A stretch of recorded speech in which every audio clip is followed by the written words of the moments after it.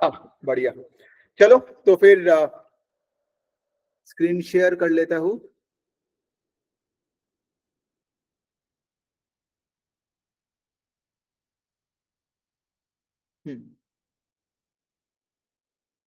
Okay, ये हमने actually कल ही बात कर लिया था, रिमेंबर वैल्यूएशंस के बारे में। You can just have a look at this slide. मैं इसमें और ज्यादा कुछ नहीं बोलूंगा, देख रहे हो। I think you know all this points, have given multiple examples across all this point. Just go through it once.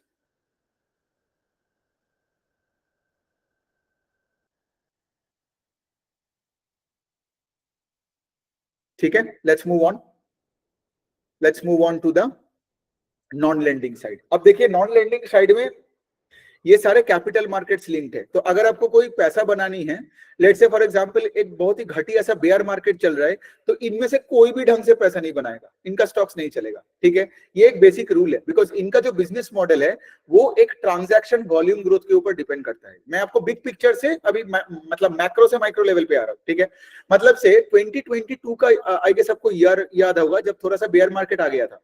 ठीक है, उस टाइम पे आप देखोगे FY23 ओवर 22 में ये सारे कंपनीज में उतना कोई ग्रोथ नहीं था, लेकिन FY24 ओवर 23 में बहुत ग्रोथ आएगा। क्यों? बिकॉज मार्केट 2023 का ईयर में से लेके लेट्स से इस साल के बिगिनिंग तक बहुत तगड़ा रेट से भागा। ठीक है, तो से अगर आप देख रहे हो कि like Nifty all time high में जा रहा है, सेंसेक्स ऑल टाइम हाई में जा रहा है, तो उसी टाइम क्या होता है, ज्यादा से ज्यादा पार्टिसिपेंट्स ट्रेडिंग करते हैं, ज्यादा से ज्यादा एफएनओ ट्रेडिंग होता है, और एफएनओ ट्रेडिंग के वजह से ही ये सारे लोग मेनली पैसा बनाते हैं। ठीक है, तो एफएनओ हो गया, फिर आपका वो कैश वाला सेगमेंट आ गया। The point I am trying to say इसके लिए, कोई भी अगर आपको मतलब कंपनी ढूंढना है on the non lending side in the capital market space, तो अगर कैपिटल मार्केट्स अच्छा नहीं कर रहा है, so it's difficult to grow. That is my point. ठीक है, and you will grow at an immensely fast pace जब कैपिटल मार्केट्स आर बूमिंग। ठीक है, ये हो गया आपका टॉप लेवल का नॉलेज। अब हम थोड़ा एक एक करके बात करते हैं। अच्छा, पहले हम बात करते हैं एसेट मैनेजमेंट कंपनीज का बिजनेस मॉडल। अब एसेट मैनेजमेंट कंपनीज होता क्या है? ठीक है, देखो, पहले ये लाइन पढ़ने से पहले मेरा एक सेकंड के लिए सुन लो। तो एक एक एक लेट से फॉर एग्जांपल ट्रस्टी होता है। What is a trustee? Trustee होता है लेट से फॉर एग्जांपल जिनके पास बहुत पैसा होते हैं। ठीक है, लेट से एक ट्रस्टी के पास 1000 करोड़ है, लेकिन उस ट्रस्टी को पता नहीं है कि कैसे उस पैसे को मैनेज किया जाए। So the trustee will hire a set of managers to manage that money, right? किसको इक्विटी में डालना है, किसको डेट में डालना है, कितना रिसर्च करना है, राइट? और से फॉर एग्जांपल मार्केट में ट्रेंड क्या हो रहा है, सेक्टोरल फंड्स बनाना है कि नहीं, करेक्ट? तो ये जो मैनेजर्स हायर करते हैं, ये मैनेजर्स मिलके ही बनता है asset management company. Got it? So asset management company के पास जो जो AUM बोलते हैं ना, एसेट अंडर मैनेजमेंट, वो खुद का नहीं होता है, वो ट्रस्टी का होता है। मतलब अगर आप HDFC AMC को देखोगे, HDFC AMC के अंडरलाइन ट्रस्टी है HDFC का। ठीक है, तो HDFC का जो पैसा है उसको मैनेज करता है HDFC AMC के मैनेजर्स को। अब लॉजिक लगा लो, सिंपल। जितना ज्यादा आप पैसा मैनेज करोगे उतना फीस आपका ज्यादा होगा, है ना? बिकॉज AMC कंपनी का मेन क्या है, जितना ज्यादा आपका AUM बढ़ेगा उतना ज्यादा आप पेड होंगे। दूसरा चीज, आप अगर इक्विटी फंड और लेट से डेट फंड मैनेज कर रहे हो, तो एक्टिव इक्विटी फंड मेंटेन करने में भी आपको ज्यादा पैसा मिलेगा, राइट? डेट फंड क्या है, मतलब से फॉर एग्जांपल अगर आप लेट से गवर्नमेंट ट्रेजरीज मैनेज, उसमें मैनेज करने में होती क्या है, करेक्ट? वो तो है ही है, करेक्ट? मतलब गवर्नमेंट तो नहीं बंद हो रहा है ना। सो बेसिकली क्या है, इक्विटीज में if you manage the AUM, जितना ज्यादा AUM मैनेज करोगे उतना ज्यादा पैसा आप कमाओगे, आपका फी इनकम बढ़ेगा, और वो जितना ज्यादा में जितना पार्ट आपका इक्विटी में ज्यादा होगा, आप और भी ज्यादा कमाओगे। Got it? अब पॉइंट क्या होता है, सोचो यहाँ पे। ठीक है, वेरी बेसिक एंगल से सोचो। अगर से फॉर एग्जांपल मैंने क्या बोला, कोई भी कैपिटल मार्केट का स्टॉक हो, अगर स्टॉक मार्केट भाग रहा है, ठीक है, तो ये सारे companies across the capital market space पैसा बनाता है। कैसे? सोचो आपका AUM 100 करोड़ का था, ठीक है, मार्केट्स पागलों की तरह भाग गया, और आपका जो हर स्टॉक था, लेट से सिंपल एंगल से सोचो विद एन एग्जांपल कि लाइक हर स्टॉक लेट से डबल हो गया पोर्टफोलियो का, तो आपका 100 करोड़ 200 करोड़ हो गया, मतलब आपका AUM डबल हो गया, मतलब आपका फीस डबल हो गया। Got it? Without even getting a new client on board. So basically क्या है, जब हम कोई एसेट मैनेजमेंट कंपनी का, अब सिक्लिकलिटी समझो इसका, AUM का ग्रोथ का दो पार्ट होता है। ठीक है, जहां पे मैंने ये लिखा, एक है mark to market gain. Mark to market gain मतलब स्टॉक्स का प्राइस बढ़ा इसीलिए एसेट अंडर मैनेजमेंट बढ़ा। दूसरा ऑफ कोर्स है आपका डिस्ट्रीब्यूशन का गेन, मतलब आप कितने नया फ्रेश कैपिटल ला रहे हो। Got it? वो उसके लिए आप डायरेक्ट, लेट से आपका कोई प्लेटफॉर्म हुआ तो कस्टमर्स आपका, जैसे बोलते हैं ना regular plan and direct plan, right. Difference क्या है, एक में रेगुलर प्लान में क्या होता है, म्यूचुअल फंड डिस्ट्रीब्यूटर लाता है, और डायरेक्ट प्लान में क्या है, लोग लेट से फॉर एग्जांपल कोई फिनटेक का कोई ऐप हो, डायरेक्ट जाके एसआईपी करने लग गया। सो बेसिकली कहीं से भी पैसा आए, जो इंक्रीमेंटल पैसा आता है वो उसको हम क्या बोलते हैं, वॉल्यूम ग्रोथ, राइट। लेकिन मेजॉरिटी जो ग्रोथ आया है FY24 में एसेट मैनेजमेंट कंपनीज का ना, वो ग्रोथ आया है not because of volume growth, because market पागलों की तरह भागा है। नाउ बात यहाँ पे आता है, आपका दिमाग में ये सवाल हो ही सकता है, अगले साल अगर मार्केट नहीं चला तो हाँ, तब ग्रोथ का रेट घट जाएगा, because you can not grow volume at 30, 40, 50%। आपका वॉल्यूम ग्रोथ मैं बता रहा हूँ किस रेट से बढ़ता है, ऑन एन एवरेज मैंने देखा है 8 to 10% से वॉल्यूम ग्रोथ होता है। लेकिन बाकी का जो 30% का ग्रोथ जो अभी दिखा है, मतलब अगर मैं आपको बताऊं ना, ओके नंबर्स नहीं है मेरे को, यहाँ पे है एचडीएफसी एएमसी का ग्रोथ है 37%, उसका एयूएम बढ़ा, ठीक है। निपॉन लाइफ में मैं आपको बता सकता हूँ, इंडिया में every 1 out of 3 mutual fund investors Nippon का है, ठीक है। मतलब अगर 4.5 करोड़ यूनिक इन्वेस्टर्स है आज इंडिया में, उसमें 1.6 करोड़ निपॉन का ही है, और निपॉन का एयूएम ग्रो किया बाय 47 और 48%।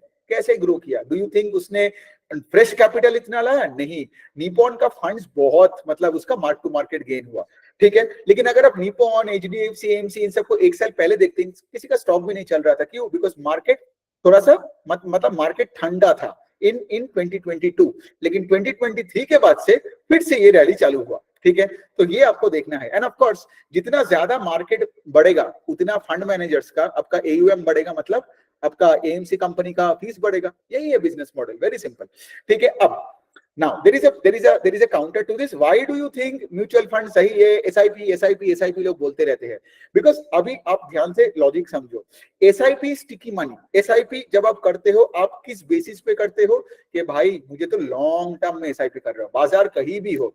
और यही तो ये लोग चाहते हैं ना, कि आपका पैसा जब अगर मार्केट चल नहीं रहा, आप आपका एसआईपी कंटिन्यू करो, बिकॉज आपका एसआईपी बंद हो गया तो इनका एयूएम बढ़ना बंद हो जाएगा ना, स्पेशली ना बेयर मार्केट। एक तो चलो मार्केट भी नहीं बढ़ रहा है, और जो एसआईपी कर रहा था वो भी बंद, मतलब वॉल्यूम डी ग्रोथ, और उसके पास आपका वैल्यू ग्रोथ भी नहीं आ रहा है, बिकॉज आपका मार्क टू मार्केट लेट से लॉसेस में जा रहा है, मतलब कोई स्टॉक्स बढ़ नहीं रहा है। तो इसीलिए थोड़ा सा सिक्लिकलिटी को घटाने के लिए ये लोग क्या बोलते हैं, एसआईपी करो, एसआईपी करो, एसआईपी करो। इसीलिए तो आप ट्विटर में जाके देखते हो इतना, बिकॉज ये बिजनेस मॉडल के लिए बहुत सही है। एसआईपी इन्वेस्टर्स के लिए कितना सही है वो अलग बात है, लेकिन the point I am actually trying to say, अगर आप एक एएमसी मैनेजर हो, you would love the SIP model. इसीलिए आप देख रहे हो ना, कोई भी, मतलब मैं किसी का नाम नहीं लूंगा, बट कोई भी जो म्यूचुअल फंड का बड़े बड़े मैनेजर्स है हमारे देश में, राइट, वो पूरे टाइम ट्विटर में एसआईपी के बारे में अच्छी बातें बोलते रहते हैं, है ना। Now you know the reason why, because it is sticky money, it is sticky money. और एसआईपी में क्या है, सिंह सब छोटे छोटे करके पैसे दे रहे हो, आपको भी लग रहा है कि लाइक ओके मार्केट ऊपर गया नीचे गया, मेरा तो वेल्थ क्रिएट हो ही जाएगा eight the end of the day. लेकिन यहाँ पे ये बिजनेस मॉडल ऐसा ही चलता है, जहां पे जैसे यू सी राइट, कि यहाँ पे अगर लॉजिकली सोचो, अगर मेरे जैसा बंदा आ गया और लेट से मैंने आपको ये सिखा दिया, फिर आप क्या करोगे, आप तो खुद सीख के एक फाइनेंशियल में पैसा डाल दोगे, आपको इनको पैसा नहीं दोगे ना। सो इन्वेस्टर कम्युनिटी अगर इग्नोरेंट रहता है तो इनके लिए और बेटर है।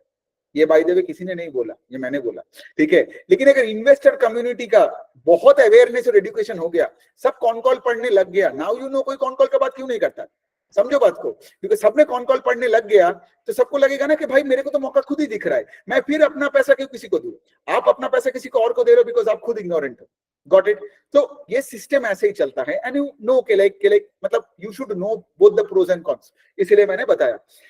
So, यहाँ पे क्या है, this is the term you need to see which is called the total expense ratio. Total expense ratio मतलब क्या, the total amount of money, let's say for example आज जो खर्चा होता है, टोटल एक्सपेंस, मतलब यहाँ पे क्या क्या एक्सपेंस हो सकता है सोचो। एक तो हो गया मैनेजमेंट फी, फिर दूसरा है कि लाइक अगर आप रेगुलर प्लान कर रहे हो म्यूचुअल फंड में, तो वहां पे क्या आपको डिस्ट्रीब्यूटर को भी फी देना पड़ेगा, फिर आपका ऑपरेटिंग फी है, लीगल फी है, ये फी है, मार्केटिंग फी है।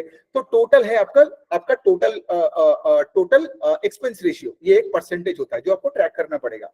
लेकिन यहाँ पे लॉजिकली सोचो, यहाँ पे क्या हो रहा है, यहाँ पे सेबी ने एक चीज बताया कि यहाँ पे सोचो, आप जब एक म्यूचुअल फंड में पैसा डालते हो, अगर म्यूचुअल फंड में डालने के लिए आपको म्यूचुअल फंड मैनेजर को तो एक पर्टिकुलर परसेंटेज देना पड़ेगा, करेक्ट, जो टोटल एक्सपेंस रेशियो उनका है, राइट, वो तो इन्वेस्टर के पॉकेट से ही जा रहा है ना।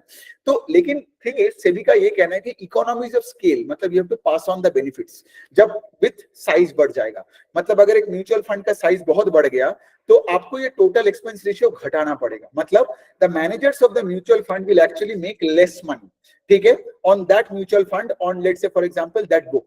फिर आप ये बोलोगे तो उनको ये सवाल पूछता है कि like don't you think it's a negative thing, but managers बोलते हैं नहीं, we would still prefer higher AUM with a lesser percentage commission than a lower AUM with a higher percentage commission। तो मैं आपको एक छोटा सा मैथ्स देता हूँ, ठीक है। लेट्स से आपका टोटल लोन बुक का AUM का साइज है 50,000 करोड़, ठीक है, और लेट्स से आपका टोटल एक्सपेंस रेशियो है आज का जो अभी चल रहा है इक्विटी का, वो है कि अराउंड 57 बेसिस पॉइंट्स। तो 57 basis points of 50,000 crore is the management income, ठीक है, ये हो गया। अब सेबी का क्या कहना है, लेट्स से अगर ये 60,000 करोड़ हो जाता है, you have to reduce your yield, जो तुम ले रहे हो इनकम, तो you have to get 55 basis points let's say. तो now you do the maths कि 55 into 60,000 is still a greater number than 57 into 50,000। Got it? तो इसलिए ये लोग बता रहे हैं कि अगर हमारा AUM बढ़ते जा रहा है, we don't care about total expense ratio थोड़ा घटा कि नहीं, ठीक है, ये हो गया बात। अच्छा, दूसरा चीज आपको ये देखना पड़ेगा कि ऑफ कोर्स ये लोग B30 सिटीज मतलब बियॉन्ड 30 सिटीज में ज्यादा से ज्यादा फोकस कर रहे हैं, बिकॉज ये तो सभी का है ना कि लाइक अभी टायर 2, 3, 4 सिटीज में wealth management companies, asset management companies, because distribution का ग्रोथ कहां से आएगा, वॉल्यूम ग्रोथ तो यही से आएगा ना, तो सबका फोकस वहां पे है। एंड ऑफ कोर्स AMC को फंड्स मिलता है डिस्ट्रीब्यूटर से और डायरेक्ट चैनल से, ये तो हमने डिस्कस कर लिया। कुछ और पॉइंटर्स है यहाँ पे, जैसे good fund manager have limited power when fund underperforms in the short run, correct, because देखो ना, यही कॉल में आप लोगों में से कितने लोगों ने चार्ट का बात किया, मतलब क्या 3 महीने स्टॉक अच्छा ना किया, चलो बेचो इसको, मतलब क्या 3 महीने एक फंड नहीं चला, चलो इसको रिडीम कर लो, ठीक है। सो पॉइंट इज अगर आप मेजोरिटी इन्वेस्टर्स यही करते हैं, ठीक है, उनको कंपनी का घंटा कुछ पता होता है, वो देखते रहते हैं एक साल का रिटर्न कितना है, 6 महीने का रिटर्न कितना है, अच्छा इसमें ज्यादा रिटर्न है, चलो इसको बेचो, उसको वहां पे जाओ, ठीक है। और ये लोग स्पेशली वो करते हैं जो लमसम इन्वेस्टर्स है। इसीलिए आपको समझ में आया कि SIP में क्या एडवांटेज है। SIP में क्या है, अगर आप अंडर परफॉर्म भी कर रहे हो तो आप सोच रहे हो मैं तो लॉन्ग टर्म के लिए सोच रहा हूँ, है ना, तो अंडर परफॉर्मेंस लॉन्ग टर्म के लिए एक साथ भी आप कनेक्ट कर लेते हो, just to feel happy at that point in time. But यहाँ पे क्या है, बहुत इन्वेस्टर्स है जो रिटर्न देख के चलता है। So say for example if you are a great fund manager, ठीक है, आप लेट से फॉर एग्जांपल अगर फाइनेंशियल्स में भी अच्छे फाइनेंशियल्स में पैसा डाल के रखे हो, लेकिन कोई एक फालतू फाइनेंशियल मैनेजर है जो लेट से एक और फंड चला रहा है, उसके फंड में लेट से फॉर एग्जांपल ये येस बैंक और ये सब कैनफिन है, अब बाजार में कुछ भी हुआ और येस बैंक का स्टॉक और कैनफिन का स्टॉक एक महीने में लेट से आउट परफॉर्म किया, 15 दिन एक महीने में ओवर लेट से द गुड फाइनेंशियल्स, तो लेकिन क्या होगा, वो कंपनी आके फिर से दिखाएगा उसका रिपोर्ट कार्ड, तो आपको क्या लगेगा, भाई सवास ये एक महीने का रिटर्न कितना बढ़िया है, ये फालतू है, मतलब जो अच्छा फंड मैनेजर है वो निकल गया, जो बुरा फंड मैनेजर उसमें डाल दिया और आपका पैसा गया कैनफिन और येस बैंक में। So understand the thing that I am trying to say. So a good fund manager always have limited powers when the fund underperforms in the short run, मतलब स्टॉक का, because यहाँ पे investors को कोई फर्क नहीं पड़ता है, गाइडेंस कौन कॉल क्या है, ये सब किसी को कोई आइडिया भी नहीं है ये सब क्या है, ठीक है। सो ये हो गया बात। अभी चलिए थोड़ा इन कंपनीज के बारे में बात कर लेते हैं जल्दी जल्दी, और इससे पहले मैं थोड़ा अपना ये नोट्स निकाल लेता हूँ, because there are some critical things जो हमें डिस्कस करनी है। कहाँ गया,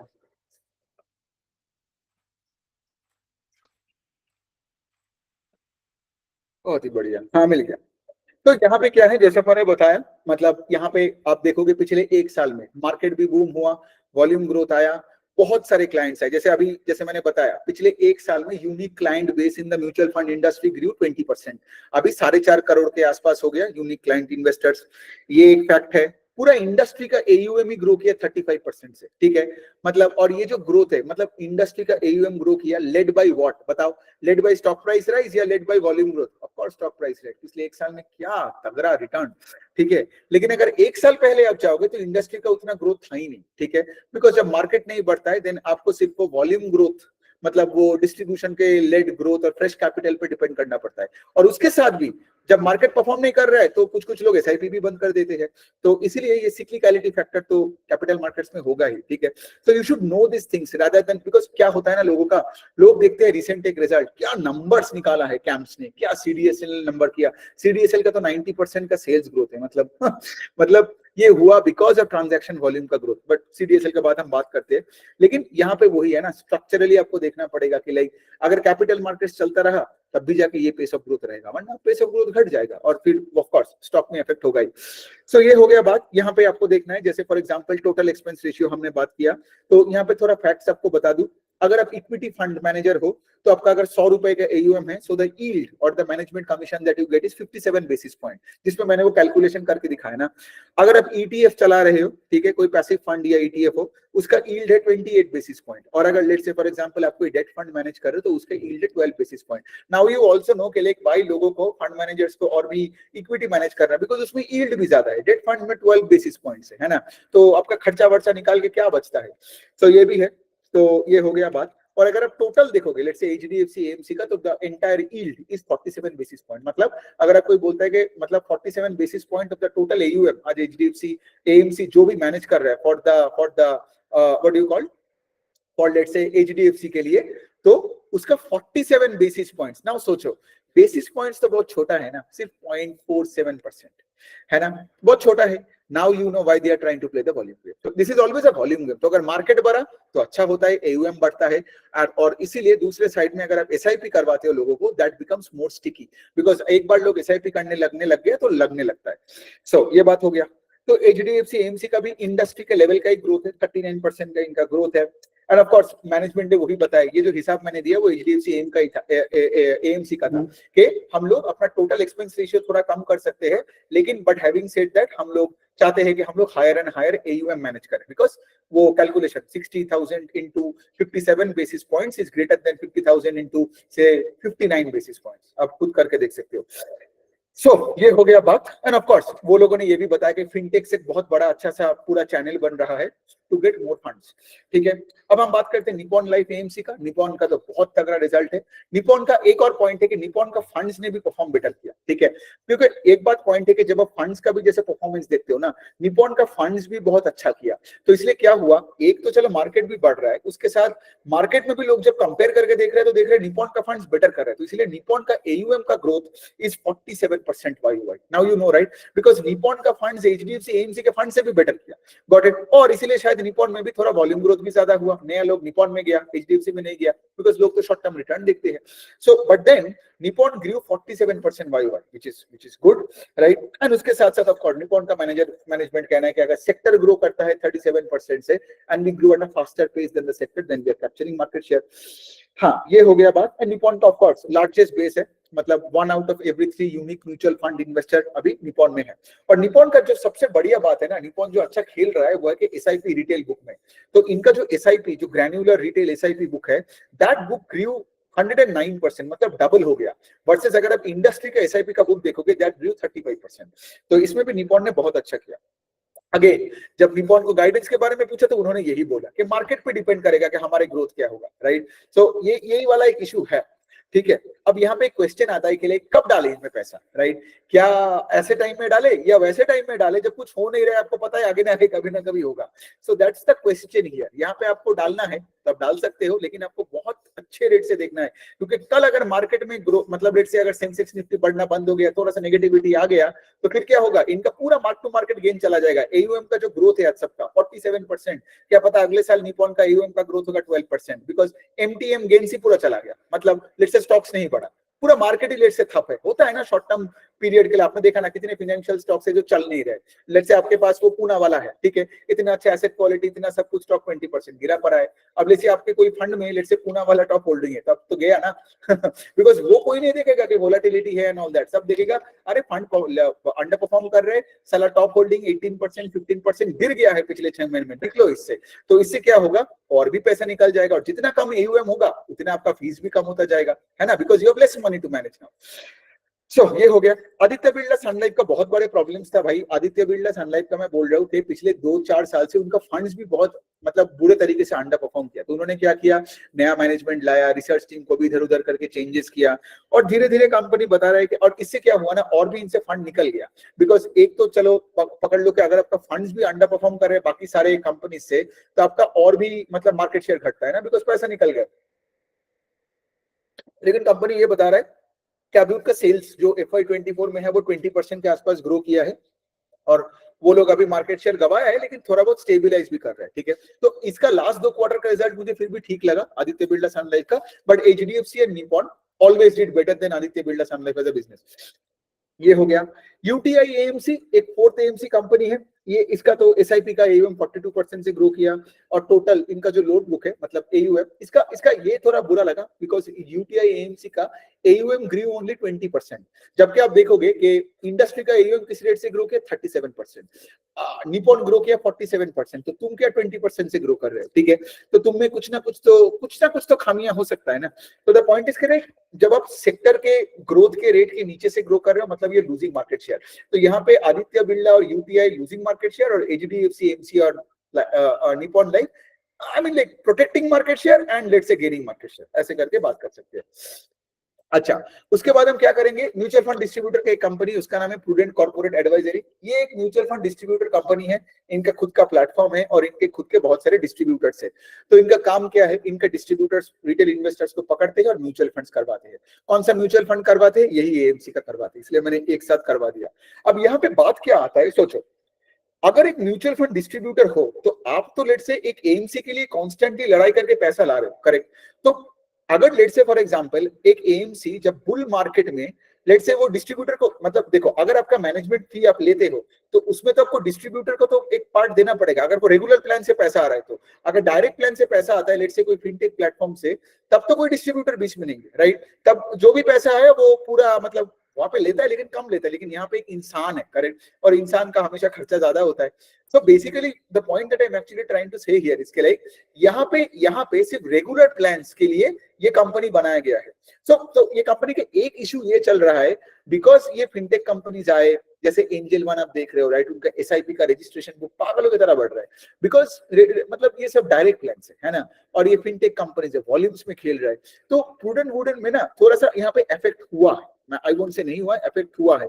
लेकिन प्रूडेंट का मैनेजमेंट का वही कहना है, आई थिंक 2 कॉन कॉल पहले उन्होंने ये बताया था कि लाइक बुल मार्केट में शायद लोग ज्यादा डायरेक्ट प्लान करेगा, लेकिन बेयर मार्केट में एडवाइजर या डिस्ट्रीब्यूटर के पास शायद ज्यादा आएगा, ठीक है। तो I think that's their way of saying it. लेकिन इसीलिए आप देखोगे, कोई भी अगर कंपनी को देखोगे, लाइक प्रूडेंट का उस लेवल का ग्रोथ नहीं है।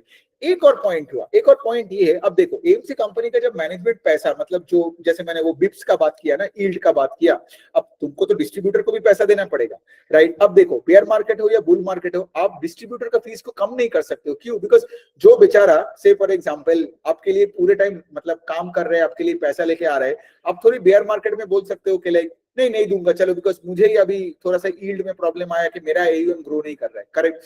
सो ये एएमसी कंपनी को करना ही पड़ेगा just for goodwill towards the mutual fund distributor company like prudent corporation, पहला वाला पॉइंट। दूसरा वाला पॉइंट यहाँ पे आता है कि प्रूडेंट कॉर्पोरेशन को क्या होता था पहले, क्या था, सेबी ने क्या रूल बनाया था, just to spread the whole capital markets का दुनिया टुवर्ड्स B30 सिटीज। अगर तुम B30 सिटीज या उसके बाहर थे, वहां से अगर आपसे आप पैसे उठाते हो, ठीक है, और लेट्स से एएमसी में डालते हो, राइट, वहां से अगर ग्रोथ लाते हो तो आपको एक बेनिफिट मिलता था, you used to get an extra commission मिलता था। लेकिन सेबी ने अनफॉर्चुनेटली ये मार्च अप्रैल में क्या बोल दिया, अब तुमको वो वाला चीज नहीं मिलेगा। तो इससे क्या हुआ, प्रूडेंट का जो पैसा लाता है, राइट, अब प्रूडेंट भी तो वही बोलेगा, पिछले साल अगर प्रूडेंट 100 रुपए उठा के लाया, इस बार अगर 130 उठा के लाया, तो एयूएम का ग्रोथ कितना हुआ, मतलब एक्स्ट्रा कितना पैसा लाया, 30% लाया। लेकिन अब देखोगे प्रूडेंट का जो सेल्स का ग्रोथ है वो 16-19% के आसपास है। ये क्यों हुआ, बिकॉज ये जो B30 का जो इंसेंटिव मिलता था, ये रिसेंटली एक और प्रॉब्लम हुआ एंजल वन के साथ, ठीक है। ये बीएसई को, जब एंजल वन इतना वॉल्यूम में ट्रेडिंग, बिकॉज सारे स्टॉक्स तो बीएसई में ट्रेड होता है ना, बीएसई एनएसई में, तो बीएसई एनएसई ने क्या बोला था, ब्रोकर भाइयों एंड बहनों, आप में से जो हमारे प्लेटफॉर्म में सबसे ज्यादा ट्रेडिंग करवाओगे, हम आपको क्या करेंगे, हम आपको यहाँ पे किकबैक्स देंगे। मतलब आप अगर, बिकॉज देखो यहाँ पे क्या होता है, brokerage companies pay a fee to the exchanges, right, because exchanges बहुत सारे सर्विसेज प्रोवाइड करता है। लेकिन अगर लेट से ब्रोकरेज कंपनी एक्सचेंज को 100 रुपए दिया, एक्सचेंज फिर देखता है कि लाइक ओके, तुमने मुझे 100 रुपए तो दिया, लेकिन तुमने इतना ट्रेडिंग करवाया, और मैंने क्या बोला, तुम्हारे प्लेटफॉर्म में, बीएसई तो एक एक्सचेंज प्लेटफॉर्म ही है ना, जितना ज्यादा ट्रेडिंग वॉल्यूम होगा उतना बीएसई कमाएगा हर ट्रेड में, सिंपल सा बिजनेस मॉडल है ना। तो सिंस तुमने एंजल वन ने प्लेटफॉर्म बना के इतना मेरे को हेल्प करवाया, जो तुमने मुझे 100 रुपए दिया अपने मेरे सर्विसेज के लिए, मैं तुमको 30 रुपीज या 10 रुपीज या 20 रुपीज वापस करता हूँ, ठीक है। तो वो बन जाता था एंजल वन का एक एंसिलरी इनकम, जो लेट से एक छोटे ब्रोकर को नहीं मिलता था। कुछ ही दिन पहले आके, आई थिंक लास्ट वीक का ये बात है, जब रेगुलेटर आके बोल दिया ऐसे नहीं होगा, आप कोई भी वॉल्यूम लाओ, ठीक है, बीएसई को सबको एक यूनिफॉर्म फी देना पड़ेगा। एंजल वन का स्टॉक फिर से गिरने लग गया, बिकॉज एंजल वन का ये वाला जो पार्ट है, ये जो रेवेन्यू है, एंसिलरी जो पार्ट है रेवेन्यू, दैट कॉन्ट्रीब्यूट्स 10%। ये सेम एनालॉजी यहाँ पे भी हुआ कि प्रूडेंट को जब B30 में, क्योंकि आप अगर कोई टायर 3-4 सिटी से पैसा उठाते थे तो आपको थोड़ा ज्यादा कमीशन मिलता था, क्योंकि ये म्यूचुअल फंड डिस्ट्रीब्यूटर बिजनेस है ना। प्रूडेंट पैसा बनाएगा, डिस्ट्रीब्यूशन डिस्ट्रीब्यूटर को देगा, बाकी अपने लिए रखेगा शेयर होल्डर के लिए। लेकिन अब क्या किया सेबी ने वो भी घटा दिया। सेबी ने बोला कि अब B30 में, क्योंकि सेबी को शायद ये लगता होगा कि लाइक अभी B30 या B60 कुछ भी हो, इंडिया में कैपिटल मार्केट्स का अभी एक मतलब ये सेंस आ गया है। तो now there is no point to give incentives. Incentives अब उनको देते हो जब किसी जगह में आपको पुश करनी हो। लेकिन आज ये भी सही है, क्योंकि आज वेल्थ मैनेजमेंट कंपनीज को भी देखोगे ना, वो तो ये भी बता रहा है कि इंदौर में कितने करोड़पति है, भुवनेश्वर में कितने करोड़पति है।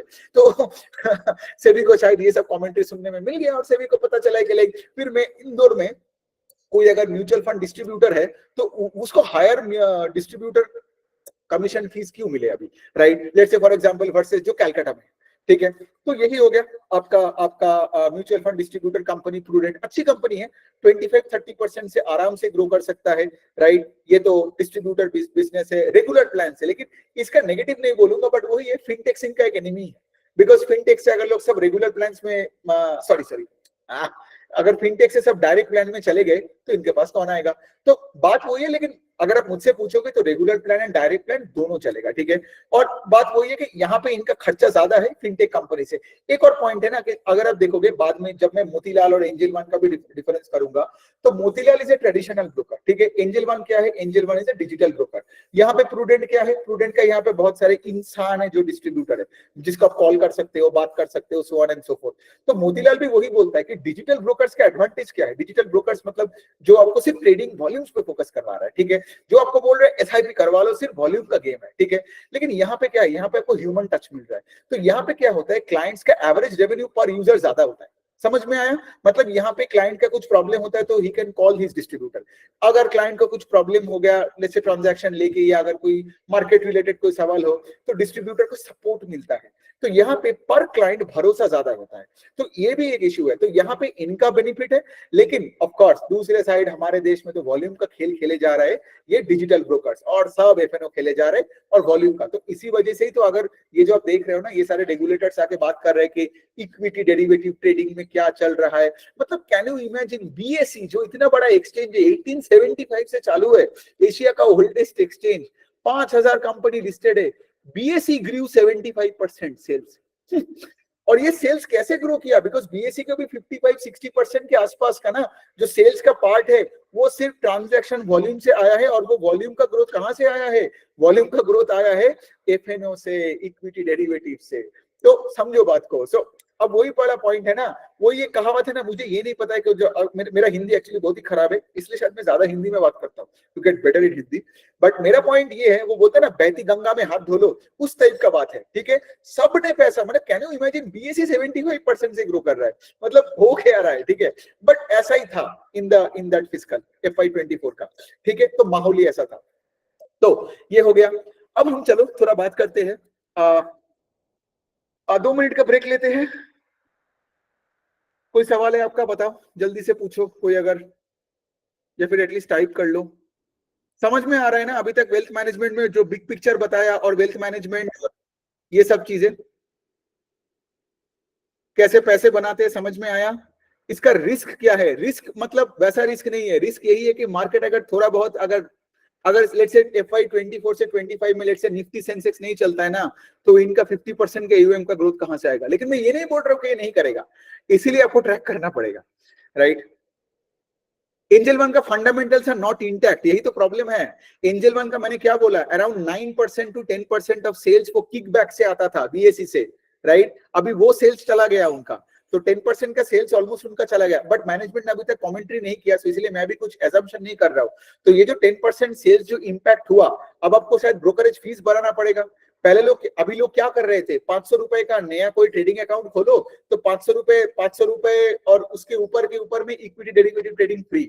अभी फ्री का माहौल चला जाएगा, तो यही इसके लिए ये लोग कर रहे थे। बिकॉज सोचो ना, अगर एंजल वन बीएसई को पैसा देता है टू एक्सेस बीएसई का सर्विस, ठीक है, तो बीएसई उसको वापस कर रहा है वो पैसा, मतलब क्या, एंजल वन उस पैसे को लेके और फ्री में लोगों को बोल रहा है कि भाई तुम ट्रेडिंग करो, गॉट इट। तो यही चीज को रोकने के लिए सेबी ने क्या किया, बीएसई को बम्बू दिया, बम्बू नहीं दिया, बीएसई को एक्चुअली फर्क नहीं पड़ा, फर्क पड़ा ज्यादा एंजल वन को, बिकॉज बीएसई को क्या बोला, भाई तुम सबसे इक्वल चार्ज करोगे, फिक्स्ड फी लोगे, ये सब क्या चल रहा है कि हायर, बट ये एक्चुअली क्या है ना कि like this is to stop the immense growth in FNO in India. पागलों की तरह लोगों ने एफएनओ में ट्रेडिंग किया पिछले 2-3 सालों में, सो ये हो गया। हाँ चलो take a break bro, I know लेना है, बट क्या करे, आई नो लेना है। हाँ नुवामा में आएंगे, रुको, वेल्थ मैनेजमेंट है, बीएसई एनएसई ये सब बोलेंगे, रुको। नुवामा वेल्थ मैनेजमेंट है, उसका बिजनेस मॉडल अलग है, अभी हमने एसेट मैनेजमेंट सीखा, ठीक है, और हमने सीखा mutual fund distributor company. Wealth management देखो सभी कैपिटल मार्केट के साथ लिंक्ड है, सिंपल है बिजनेस मॉडल, लेकिन सबका तरीका अलग है, कोई एयूएम पे पैसा बना रहा है, कोई एयूएम के फीस में पैसा बना रहा है। तो अगर वेल्थ मैनेजमेंट क्या है, वो सब एडवाइजरी फी, ट्रांजैक्शन फी, ये फी वो फी, इन्वेस्टमेंट बैंकिंग का फी, राइट, किसी का आईपीओ बना दिया, किसी का आईपीओ में हेल्प किया, किसी को मर्जर एक्विजिशन में हेल्प किया, सबसे फी लेता फिरता है। सो फी लेता फिरता बिजनेस है वेल्थ मैनेजमेंट। चलो देखा आपने, सीख लिया, 1 सेकंड का काम था। और एसेट मैनेजमेंट का क्या है, सबसे पैसा लेने का बिजनेस, मतलब अपने लिए नहीं, वो ट्रस्टी के लिए, गॉट इट, जो ट्रस्टी में जितना पैसा ऑन डालेगा उतना बनेगा उस बंदे का फीस का ग्रोथ, बिकॉज वो एयूएम के साथ लिंक्ड है। यही तो है, और क्या है, देखा बिग पिक्चर समझ में आ गया ना, तो ये कॉन कॉल पढ़ने में ना, जब कोई और डिटेल में घुसेगा तब आपको साला गुस्सा आएगा, बिकॉज अल्टीमेटली आपको 2-4 बेसिक सवाल ही पूछना है यही। So anyway, doesn't fall in market will Erode their profit highly. हाँ मैं तो वही बोला ना, अब प्रॉफिटेबिलिटी तो इमेंसली इंपैक्ट होगा, प्रॉफिटेबिलिटी ग्रोथ, ठीक है, स्पेशली अगर आपका कोई एएमसी का, सोचो ना अगर मार्केट अगले साल 20% गिरता है, और ये सारे मार्केट में लेट्स से फॉर एग्जांपल सारे निफ्टी का स्टॉक्स लेके बैठा और लेट्स से निफ्टी 20% गिरता है, मैं एक बुरा सिचुएशन का बात कर रहा हूँ, तो ऑफ कोर्स कहीं का एयूएम ग्रोथ इनका, ये जो निपॉन दिखा रहा है ना 47% का ग्रोथ, फिर क्या पता 4% भी ना दिखा पाए। So that's how life is with the AMC companies. आप निपॉन का देखो ना, 2022-2023 के पीरियड में ना स्टॉक चलता था, ना कोई ग्रोथ था, ना कुछ था, मैनेजमेंट रोता था कॉन कॉल में, लेकिन अभी तो पार्टी।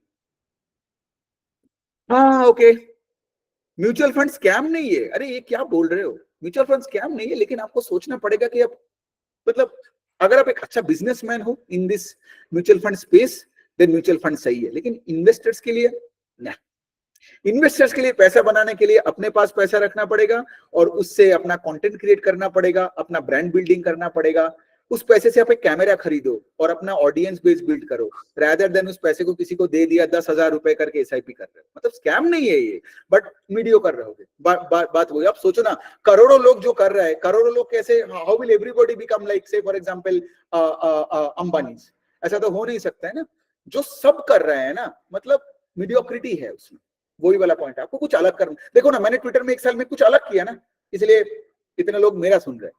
सो सिंपल वाला पॉइंट है यहाँ पे, बट स्कैम नहीं है, स्कैम क्यों होगा, वो भी तो आपको पैसा बना के दे रहे हैं ना, एथिकली पैसे बना रहे हैं, और उनका बिजनेस मॉडल ऐसा है।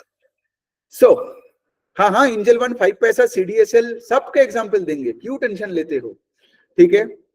कल तक अब जो फिनेंशियल्स का नाम बोला सब कवर्ड हुआ ना, राइट, अभी नाम बताओ फिनेंशियल्स का, कौन कवर नहीं किया। अब आप बोलोगे यार कर्नाटका बैंक कवर नहीं किया, अरे छोड़, तब तो मतलब 10-10 घंटे का सेशन लेना पड़ेगा। I can't tell you which stocks do I have in my portfolio, Gagandeep. No, I can't tell you that. Because क्या है, आप दिमाग लगाओ ना, आपने तो सीख लिया, अब कल से आप पढ़ो पीपीटी कॉन कॉल, मत करो। और बाय द वे, थोड़ा सा दिमाग लगा लो, आपको भी समझ में आ जाएगा कौन से कंपनी के बारे में मेरा ओपिनियन क्या है। मैंने तो बोल ही दिया, बट इन्हें घुमा के बोला, राइट। अच्छे और बुरे कंपनीज का तो डिफरेंशिएशन आपने कर लिया ना, आप एग्जैक्टली नाम लेके क्या करोगे, है ना, और एग्जैक्टली नाम बोल दिया क्या ही होगा, कल आपने कुछ ले लिया स्टॉक्स, नहीं लिया स्टॉक, ऐसा मत करो। कंपनीज को ट्रैक करो इस तरीके से, because I want you to set up this insights in your head, ताकि आगे जाके आपको किसी को पूछना नहीं पड़े कि कितने स्टॉक्स होल्ड करके रखे हो। ओके, ऑफ कोर्स, देखो पॉइंट वही है, मैंने क्या बोला, 1-2 साल में वॉलेटिलिटी रहेगा एयूएम का ग्रोथ में, लेकिन लॉन्ग टर्म में सोचो, कितना पॉपुलेशन है हमारे देश में, 130 करोड़, मुझे तो लगता है 150 करोड़ है। मैं जब let's say for example Calcutta का एस्प्लैनेड में जाता हूँ, ठीक है, तब तो मुझे लगता है 150 करोड़ 200 करोड़ होगा, इतना लोग एस्प्लेनेड में रहता है। The point I am actually trying to say, long run में ये सब पैसे बनाए, ठीक है, लेकिन क्या होता है, ग्रोथ का रेट बदलता रहता है, बिकॉज मार्केट ऐसा नहीं है कि स्ट्रेट लाइन में ऊपर चले। अंडरस्टैंड दिस, क्योंकि म्यूचुअल फंड में यूनिक इन्वेस्टर्स कितना बोला मैंने, 4.5 करोड़, देश का पॉपुलेशन कितना है, 150 करोड़। स्कोप का तो बात है नहीं, स्कोप तो है, स्कोप तो किसी चीज का भी है। के फिर मैं ट्रैक नहीं करता, so I can't tell you exactly वो क्या क्या कर रहा है। रेगुलेटर ड्रिवन तो है ऑफ कोर्स, बिकॉज आज मैंने क्या बोला, एएमसी बिजनेस का जो यील्ड है, जो इक्विटी का 57%, 57 बेसिस पॉइंट, डेट का 12 बेसिस पॉइंट, कौन ये सब कैलकुलेट करके दिया है, रेगुलेटर ना। चलो चलो अभी जल्दी कंटिन्यू करते हैं। हाँ, आई गेस और किसी का सवाल नहीं है, जल्दी जल्दी खत्म करो। चलो अभी वेल्थ मैनेजमेंट कंपनी, ठीक है, वेल्थ मैनेजमेंट कंपनी क्या है, अमीरों का है ये, ठीक है। एएमसीज क्या है, मिडिल क्लास लोगों के लिए है। एसआईपी करो, रिटेल ग्रैन्युलर, 5,000 का एसआईपी, 2,000 का एसआईपी वाला, तो वो वॉल्यूम का गेम है। यहाँ पे थोड़ा वैल्यू भी आता है, मतलब look at the first line, ultra HNI, corporate CEO, CFO, CXOs, global investor and affluent individuals, ठीक है, इनके लिए वेल्थ मैनेजमेंट कंपनी जनरली बने होते हैं, ठीक है। नाउ वेल्थ मैनेजमेंट डिवीजन में क्या होता है, जनरली उनका एक प्लेटफॉर्म होता है and they have a plethora of services. और प्लेथोरा ऑफ सर्विसेज का क्या मतलब है, मतलब सोचो फॉर एग्जांपल, आप यहाँ पे खुद का पीएमएस चला सकते हो, खुद का एआई है, ऑल्टरनेटिव इन्वेस्टमेंट फंड बना सकते हो। ऑल्टरनेटिव इन्वेस्टमेंट फंड मतलब क्या, कि अब अमीरों में भी और कुछ अमीर को लाया, कुछ प्राइवेट अमीर को लाया, और लेट से फॉर एग्जांपल उसमें आपने इन्वेस्ट करवाया इन कमर्शियल रियल एस्टेट, उसमें आपने लेट से इन्वेस्ट करवाया कुछ और ऑल्टरनेटिव एसेट्स का, लेट से टीपू सुल्तान का तलवार मैं मजाक कर रहा हूं, but you get the point here कि लाइक, मतलब जितना अमीरों में आप पैसा लेके आओगे ना, उनका क्या होता है ना, उनका थोड़ा होल्डिंग पीरियड भी ज्यादा होता है। तो ऑल्टरनेटिव एसेट्स का तो मतलब वही है, right. So alternative investment fund हो गया, फिर आपका पीएमएस हो गया, फिर ऑफ कोर्स इनका इक्विटी म्यूचुअल फंड्स भी होते हैं, ठीक है।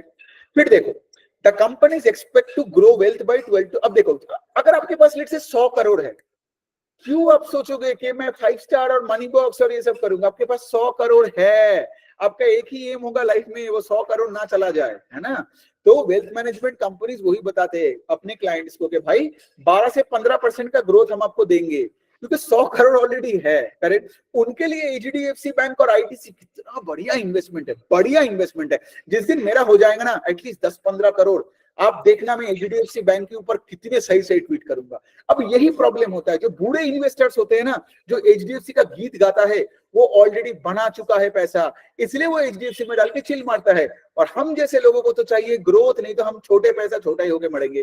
तो ये लॉजिक यहाँ से आता है कि 12-15% का आप यहाँ पे वेल्थ ग्रो करोगे, एंड ऑफ कोर्स क्लाइंट का जो एयूएम का ग्रोथ है, जो एएमसी की तरह है, यहाँ भी कितने जितने ज्यादा वेल्थ फैमिलीज हम ऐड करेंगे, वो भी 8-9-10% का होगा। तो every wealth management company says we will continue to grow at 20-25%। Difference क्या है यहाँ पे, से फॉर एग्जांपल उनका जो वेल्थ मैनेजमेंट डिवीजन होता है, जैसे मैंने बोला, वो उनका जो प्लेटफॉर्म वगैरह होता है, सर्विसेज वगैरह होता है। अब क्या क्या सर्विसेज होता है, ये लाइन, ये पढ़ो, ये वाला लाइन पढ़ो। इनको फीस मिलता है बहुत सारे सर्विसेज के लिए, AMC fees, performance based fees, advisory fees, research fees, planning fees, tax fees, estate fees. और ये फीस का growth is link to the growth in the money they manager advice. मतलब एक होता है एसेट अंडर मैनेजमेंट, जो हमने AMC का देखा, और एक होता है एसेट अंडर एडवाइजरी। तो वो भी अगर बढ़ता है तो एडवाइजरी फीस बढ़ता है। Got it. अल्टीमेटली मैंने क्या बोला, एएमसी कंपनीज और वेल्थ मैनेजमेंट में डिफरेंस है। लेकिन एक बात बोलो, मुझे लगता नहीं है, लॉजिकली है, वेल्थ मैनेजमेंट कंपनीज का ना अर्निंग्स का वॉलेटिलिटी उतना ज्यादा नहीं है जितना आपका एएमसीज का है। बोलो तो क्यों? बिकॉज वेल्थ मैनेजमेंट का क्या होता है ना, जो रिकरिंग फीस है, ये सब रिकरिंग फीस है ना, ये आपका परफॉर्मेंस बेस्ड फी, एडवाइजरी फी, मतलब आप तो अपने एडवाइजर को पैसा दोगे, राइट, इरेस्पेक्टिव ऑफ से फॉर एग्जांपल बुल मार्केट या बेयर मार्केट हो, करेक्ट। जो एडवाइजरी फी होता है, जो सब्सक्रिप्शन मॉडल होता है ना, वो रिकरिंग होता है irrespective of where the market goes.